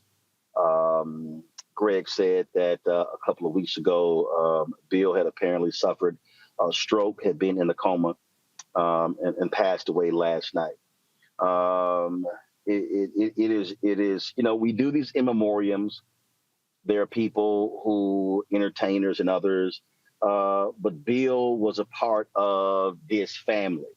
I had my show TV. I can go back to Washington Watch on TV1. Professor Howard University. Bill, real simple. When you see these numbers, you pull the audio down. If you show that B-roll, that's fine. Bill going back to Washington Watch on TV1, going back to News One Now. Anytime we wanted to have a conversation about economics, Black economics, Bill was my go-to guy. He was the first person who I call, who I reach out to. But we would call him before we would call any other economist. Anytime the jobs reports, the jobs numbers came out, Bill would often they normally drop after 9 a.m. On the first Friday of each month. Bill normally would be writing tweets. He normally would be posting information, and then we would then book him on the show talking about that. Many of you who watched our election coverage, which was nominated for an NAACP Image Award, Bill was a part of that. He was an absolutely brilliant economist. And one of the reasons why this show and why TV1's News One Now mattered, because, only on these platforms would you look up and you would actually have more than one Black economist. You look at a lot of mainstream networks, hell, you wouldn't even see one. Sometimes, I think at one point we had 3 or 4 on the air at one time.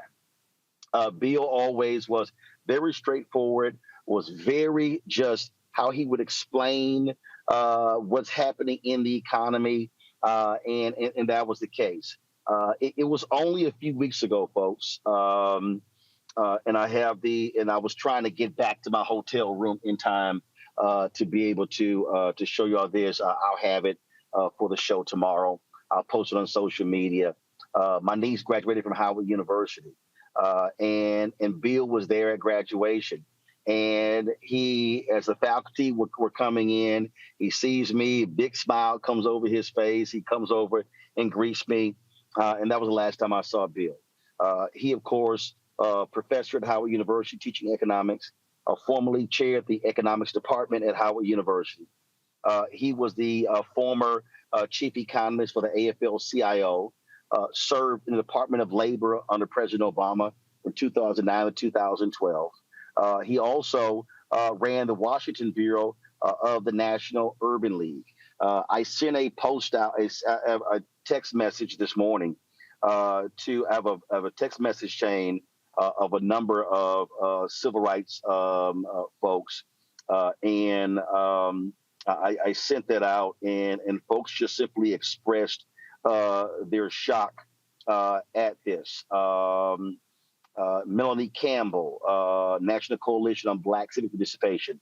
She said, "Oh no, Lord Jesus loved Bill Spriggs. He was brilliant and unapologetically Black. Rest in peace and power, Bill." Donna Brazil, thanks for sharing. My heart is truly broken. He was a good soul. Mignon Moore, my God, I just saw him speaking, ran across one of his speeches on YouTube, God of my silent tears. Mark Morial, of course, also expressed his thoughts.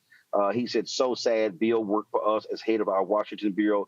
May he rest in peace." Reverend Frederick Douglass Haynes, the third, Friendship West Baptist Church in Dallas. Great man, God rest his soul. And again, Bill is going to be sorely missed. He was one of our regular voices. He was one of our shining lights. I dare say that when it came to politics, those of us in Black-owned media, for years, we would often call Dr. Ron Walters. When it came to issues of dealing with political issues in relation to African Americans, I would dare say when it comes to economics, Bill Spriggs was that guy we would reach out to, and we would call. That person would reach out and call. And so I was absolutely sad and shocked and saddened to get that news from Greg about the passing of Bill. Certainly condolences to his family. He was a brilliant man, a smart man, and when we called him, he was there. And there were times when Bill fought cancer. Bill was sick for a very long time and lost a whole lot of weight. And he and I talked briefly about it. And then when he was on the mend, that's when he was able to come back on the show. And we had him back on the show. And so, the jobs report just came out on Friday. And normally Bill would be on the show. Unfortunately, he was in a coma after suffering that stroke. So we have a number of guests who are lined up. Robert is gone. Okay. All right. So let me know if we're getting Robert back. I was going to actually toss it back to Robert to handle the interviews with the other guests. So let me know when we have him back. Let me bring on Dr. Julianne Malveaux, of course, a frequent panelist on the show. Dr. Malveaux there, folks. She also is an economist as well. Julianne, you've known Bill for a very, very long time. And again, just so many of us were just shocked to hear about his passing. Shocked. I was saddened. He was a very good friend, a fellow labor economist. We were both labor economists. So we both salivated on the first Friday when the jobs report came out, talked frequently. And just as with you, Roland, if I needed, I switch my hats. Some days I'm a journalist, some days I'm an economist. So if I ever needed a quote, I go to Bill. If I needed a guest on my radio show, I would go to Bill. And he was always available. Even if he was busy, he said, well, I can't give you 30, but I'll give you 15. He was one of the kindest people that I know. Literally just kind. A lot of academics are very competitive. He didn't have any of that. And he was so dedicated to young people. His Howard students, he's cut a deal where the Fed had some Howard University students coming to be interns at the Fed. He sent me one of his mentees down to Bennett when I was at Bennett. He really wanted to see the economics profession expand when it came to Black people. Frankly, in terms of our community, he's the first one of our generation of economists that we've lost. And we've really lost a hero, a giant, and I've lost a friend.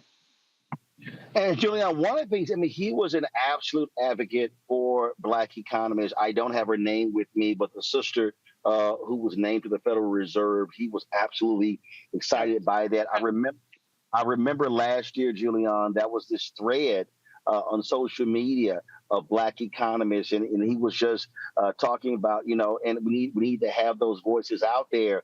And I was a firm believer of why Black-owned media matters, because we would have different Black economists, and Bill was always about, hey, call this person, call this sister, call this brother, and give them some airtime as well. And so he had no problem sharing the stage. Not at all. He was very good at that. And he was very good at being situational and mindful. So, Bill and I have very different personalities, but we would often be on the stage together, and he would sometimes say, Malveaux, you take it. I would defer to him because I just thought he presented well, and we need to share the time. But often he'd just say, Malveaux, you take it, or he thought I was hilarious. I don't know about that. But he would say, you're gonna make this funny. You're gonna make this funny for people. So he didn't mind sharing. He didn't mind sharing anything, really. And I just, as I said, just big condolences to Jennifer, his wife, and Will, his son, who was also a Howard University graduate.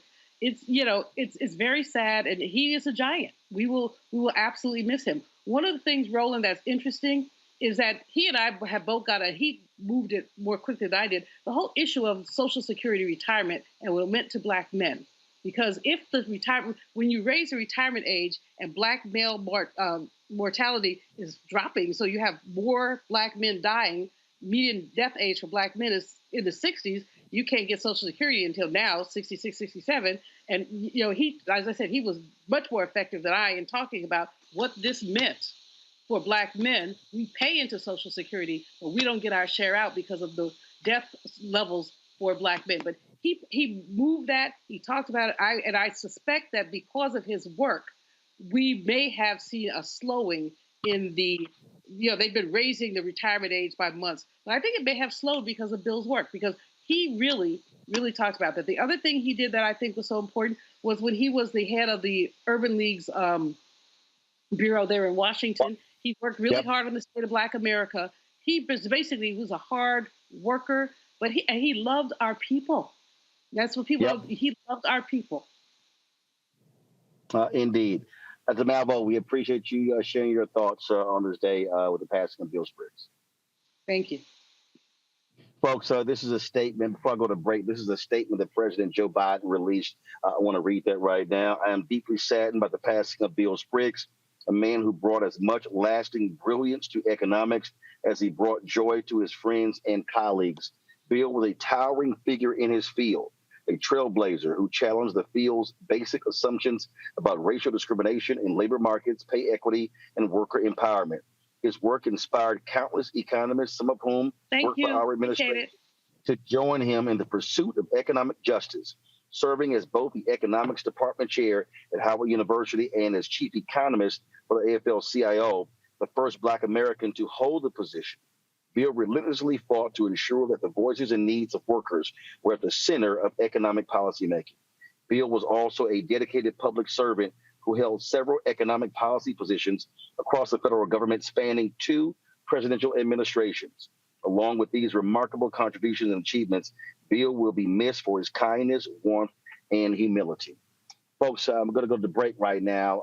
When we come back from this break, Robert Patillo will pick up our coverage of the passing of Bill Spriggs. There are several other folks that we have lined up as guests, so I want to make way for them. But I definitely did not want to wait tomorrow just to share my thoughts about the passing of Bill Spriggs. Again, a tremendous voice, someone who absolutely we greatly appreciated on this show, and I appreciated his kindness and his friendship over the years, and always being there for me and our audience. And so to his family, you have lost a loved one. We have lost a truly great economic mind, and we are all better for his analysis and for his work that he has done. Folks, you're watching Roland Martin Unfiltered right here on the Black Star Network. We'll be right back.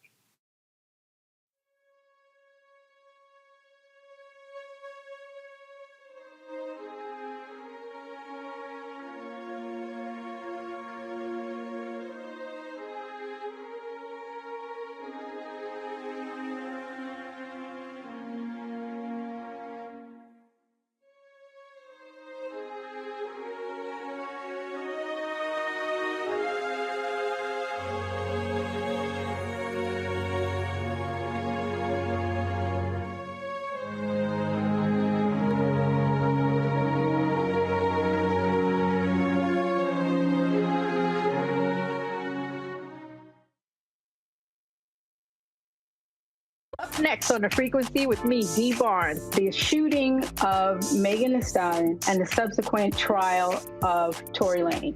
Megan has been treated like the villain. The experience that Megan went through is something that all Black women face when we are affected by violence.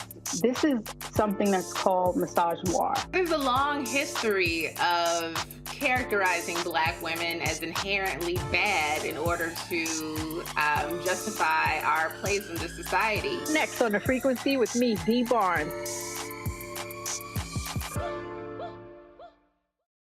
On a next, A Balanced Life with me, Dr. Jackie. Beware the generational curse. They're everywhere, in our families, in our workplaces, and even in our churches. It's like a minefield, identifying the curse and knowing what to do about it. When we're talking about generational patterns, oftentimes we get locked into those patterns because we don't want anyone to say, oh, you acting brand new, or you doing something different from how this is how we always did it. It's okay to do something different in order to get the results that you want to see in your life. That's next on A Balanced Life on Black Star Network.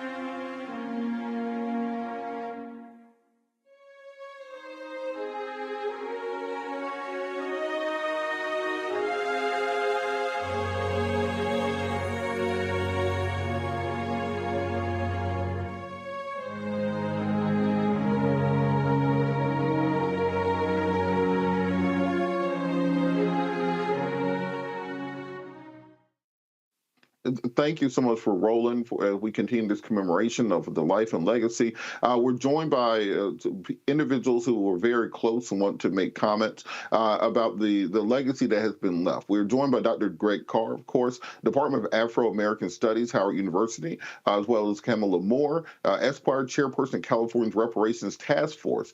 Also, Amari Swinton, PhD, Chair of the Economics Department at Howard University. Dr. Julianne Malveaux, I believe, will also be joining us. Dr. Carwin, just turn the floor over to you for comments. Thank you, Robert, and it's good to see Sister Moore and my brother Amari Swinton, who is in that next generation of Black economists. That line isn't very long. You start talking about Abram Harris and those guys in the 40s and Bob Weaver and them, and then coming through the names we might all hear, the Thomas Sowells and folks like that, and Walter Williamses. But as Julianne said, Bill, 68 years old. That is that next generation, and Amari Swinton, whose father's an academic, a first-rate academic. Amari and I kind of come in that generation after, and so he has taken the torch from our brother Bill Spriggs. And I know that's hitting you hard, brother. Bill Spriggs spent his life in Black spaces. His father was a giant. I mean, Thurman Edward Spriggs, his father. Had a master's and a PhD in physics. His master's was from Howard. Bill was born in D.C., and his father was a Tuskegee Airman and a Buffalo soldier. Some of this stuff you can't make up. Bill Spriggs followed in his footsteps, and he followed in that tradition. Now, we've heard some of the things, and I'm sure that we'll hear more, and I'll defer to my colleague to talk about his professional associations, although I will mention the National Economic Association, which is, of course, the Black Economists. That was founded in the late 60s, at the same time that Black folk were founding everything from the National Association of Black Social Workers and the Association of Black Psychologists to the NCOPES for the Black Political Scientists and the African Heritage Studies Association. Bill Spriggs served as president of that association for a time, and not just working in the Clinton and Obama administrations, not just working to staff the Senate and the House and their joint committees to deal with this question of economics. Bill Spriggs was someone who saw his place as working in Black spaces, and I'll end with this and kind of defer as we continue our conversation. One of his colleagues posted today on social media that when Bill Spriggs showed up after going to Williams College undergrad, we used to laugh about that because he said that's where he met Sterling Brown. That's a story for another day. He then went to the University of Wisconsin-Madison, and one of his white colleagues tweeted out today that Bill Spriggs knew he always wanted to work at HBCUs. So whether that be Norfolk State, whether that be North Carolina A&T, or whether it eventually was Howard, Bill Spriggs knew he wanted to work in those Black spaces. So, this is more than a loss. This is a person who lived. This is a bridge figure from those early days of intellectual warfare to where we are today, and he can't be replaced. We can only continue to kind of fight the fight that he fought. Absolutely, Dr. Swinton. I'm just going to turn the floor over to you for comments. So Bill was one of those unique people in the academic space who could successfully go back to public policy, to academia. And Bill was always busy. He always was doing something, but he was always uplifting anybody he could help, right? In our department, Bill, even though he was the chief economist for the AFL-CIO, he did way more than he had to because he wanted to be at Howard. He wanted to see the students be successful. He wanted to be a part of their experience. We have dinners for our graduating students at restaurants late at night. Bill would, regardless of his busy schedule, make his way out to see these students away, to talk to them, to show the love and concern that he had for them and for their future that they held. Bill attended every graduation. Like Roland Martin said, most faculty at Howard don't like going to graduations. They don't come unless they have to. But Bill came every time. And he stayed after with us. We always took pictures, and he was always proud of the accomplishments of his students. He was the type of person who opened the doors for anybody who needed assistance. He was the type of man who got into a space, and then the space, he brought more people with him. He was on the board of the National Bureau of Economic Researchers, and since he's been on the board, that space looks entirely different than before he got there. And you could say that about anywhere Bill went, because Bill was an advocate for those Black people. He was an advocate of reclaiming the history that was lost through his research. He did a lot of research on HBCUs and the benefits that they give to Black students. He was working on a research project that looked at the discrimination that the highly trained Blacks who came back from World War II faced when they came back to the U.S. They might have been the only people who had the technological skills to do the work, but because they were Black, they were discriminated against. And he wanted to document their path so people could see how hard it's been for Black people to survive and succeed in the U.S. And, you know, Bill was the person who hired me, and he's the reason that I'm at Howard. And just the story of a Black economist, I got my PhD at Duke. Only one place wanted to hire me, and that was Howard, right? And so, you know, you could think that the world has changed and a lot of these spaces have opened up for Black economists, but it's still not. You know, it's just, you know, our department's never going to be able to replace what Bill has done and what he does. I mean, he's one of the few faculty members who goes to every faculty meeting and talks. He goes to students' dissertation defense who he's not an advisor for. He has students who he's advising, who he gives time when a person as successful as Bill would not normally give that time to his students. But Bill was available. He called them, he talked to them, he sat with them and gave them the attention that they deserve and needed. And, you know, that's part of what Howard offers to his graduate students, but it's also who Bill was. Bill, my first big conference that I went to, they invited Bill and Bill sent me in his place, right? And, you know, opportunities as a junior faculty member like that wouldn't have came to me if it wasn't for Bill Spriggs. And you could talk to any other junior faculty member in our department and across the nation who are in economics, and they'll talk of the times that Bill said, why don't you reach out to them or reach out to this person to give them a chance to make a name for themselves. And Bill was unabashedly proud for Howard. We brought the American Economics Summer Program to Howard, which is a program that was started almost 50 years ago to increase the number of Blacks in the economic profession. And last year, Bill gave one of the introductory speeches. And in that speech, he gave a 30-minute discussion about the greatness of Howard and what it meant. You know, this year, our program started, and Bill was unable to come give that speech. And, you know, I don't know anyone who could speak with the love and care about Howard that Bill had. He talks about how he was born on campus, has one of those great safe spaces for Blacks and produce quality work. And, you know, we're going to miss him in our department. We're going to miss him in our profession. And our hope is that some of the younger Black economists can help pull some of the weight that Bill was doing, because Bill was creating opportunities for many, many people. Absolutely. Attorney Moore, I want to give you an opportunity to take the floor. Yes, thank you for having me. You know, of the folks on the panel, I probably have known Dr. Spriggs the least, but his impact on me personally and on the commission that I'm honored and privileged to serve on, that being the first in the nation California Reparations Task Force, he's left a tremendous impact, not only on me personally, but on the task force. And I got to know Dr. Spriggs, of course, through the task force, but more closely serving on the task force's Economics Advisory Commission alongside my fellow task force member, Jovan Scott Lewis. And in that committee, we worked to essentially hire a team of economic and policy experts, 5 of them, including Dr. William Spriggs, to help us with the impossible task around how do you quantify the losses of the African American community, those who descend from slaves and free Black people living in the United States prior to 1900. How do you quantify, right, the losses of this particular community for the purposes of recommending reparations in the form of cash payments? So Dr. Spriggs was one of the 5 experts that we enlisted to help us with that task, to develop a methodology for analyzing and calculating the losses to this particular group of people, because in our historic 500-page interim report that the task force released June of last year, that chronicles those gross human rights violations from 1619 to present.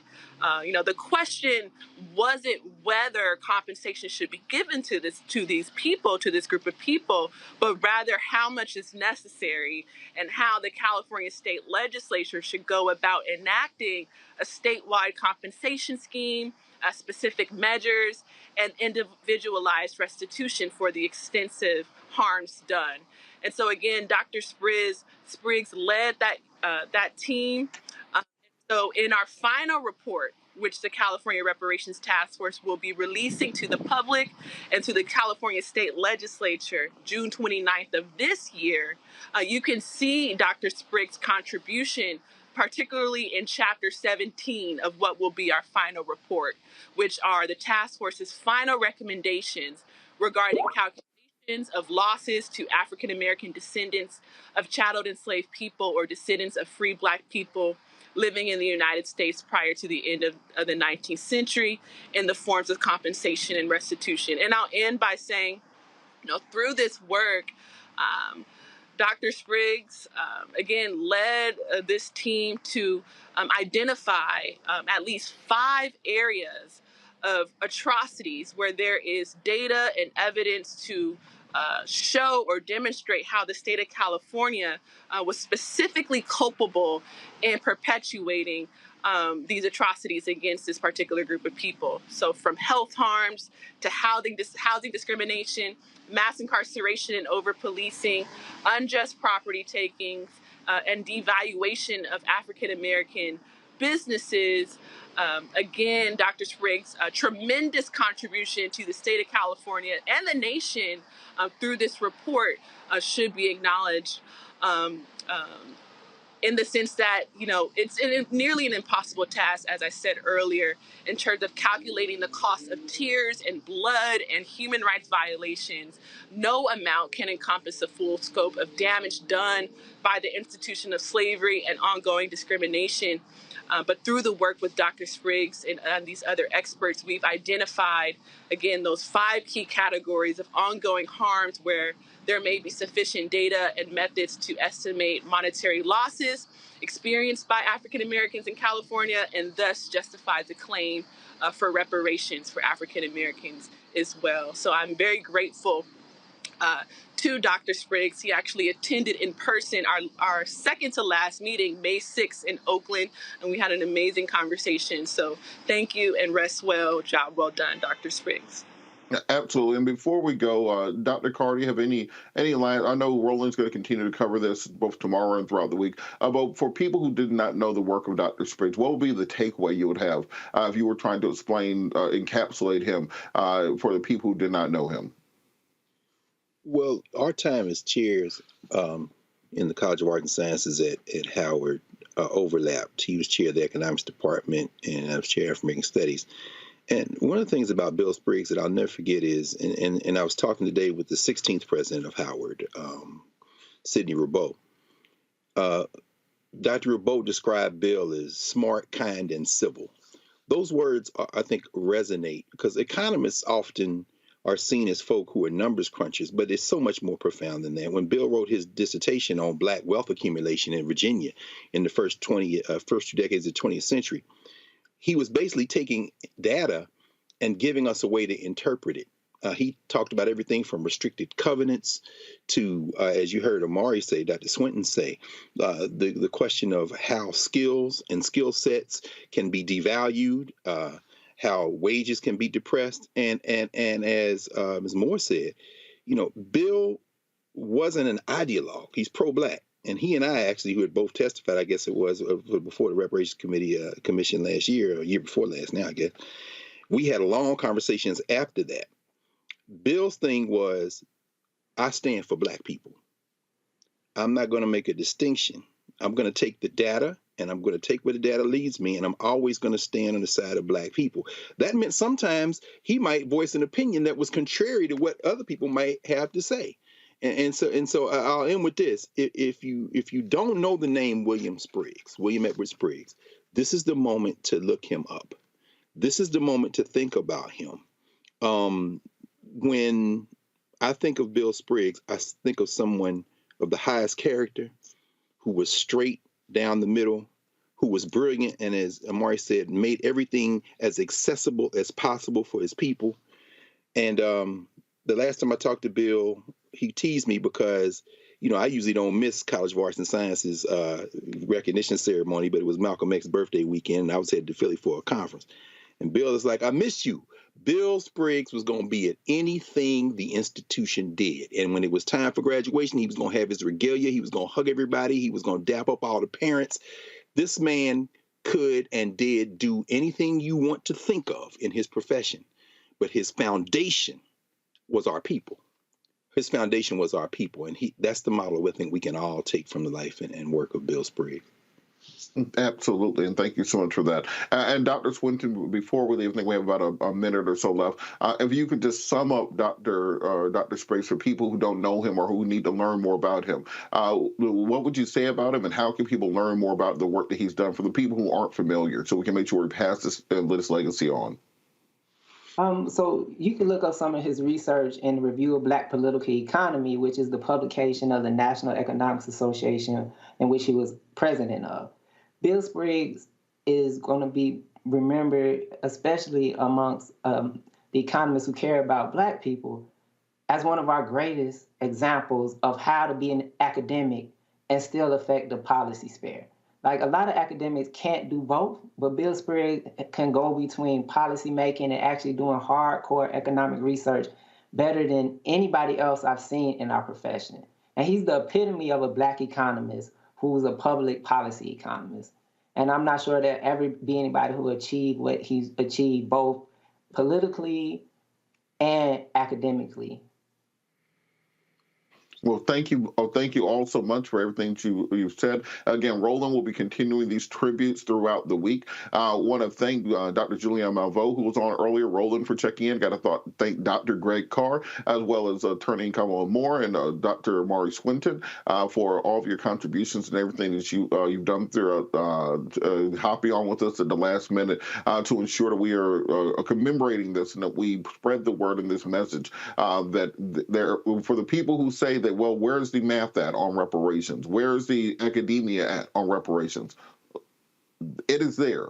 It exists. We just need Congress to act on this. I also want to thank our panel earlier, Rebecca and Mustafa and Eugene, for joining us, as well as our guest earlier, Shelley Wynter, as well as Ms. Mitchell, because these conversations only happen here on the Black Star Network. You're not going to find a cut-in like this over on Fox or CNN or anywhere else. We are the ones who have these conversations, and this is why it's so important that we're able to continue this work. Roland will be back with you tomorrow. I want to thank all of you so much for joining us, and as Roland would say to end these shows, thank you for watching Roland Martin Unfiltered, streaming live on the Black Star Network. We'll be back tomorrow.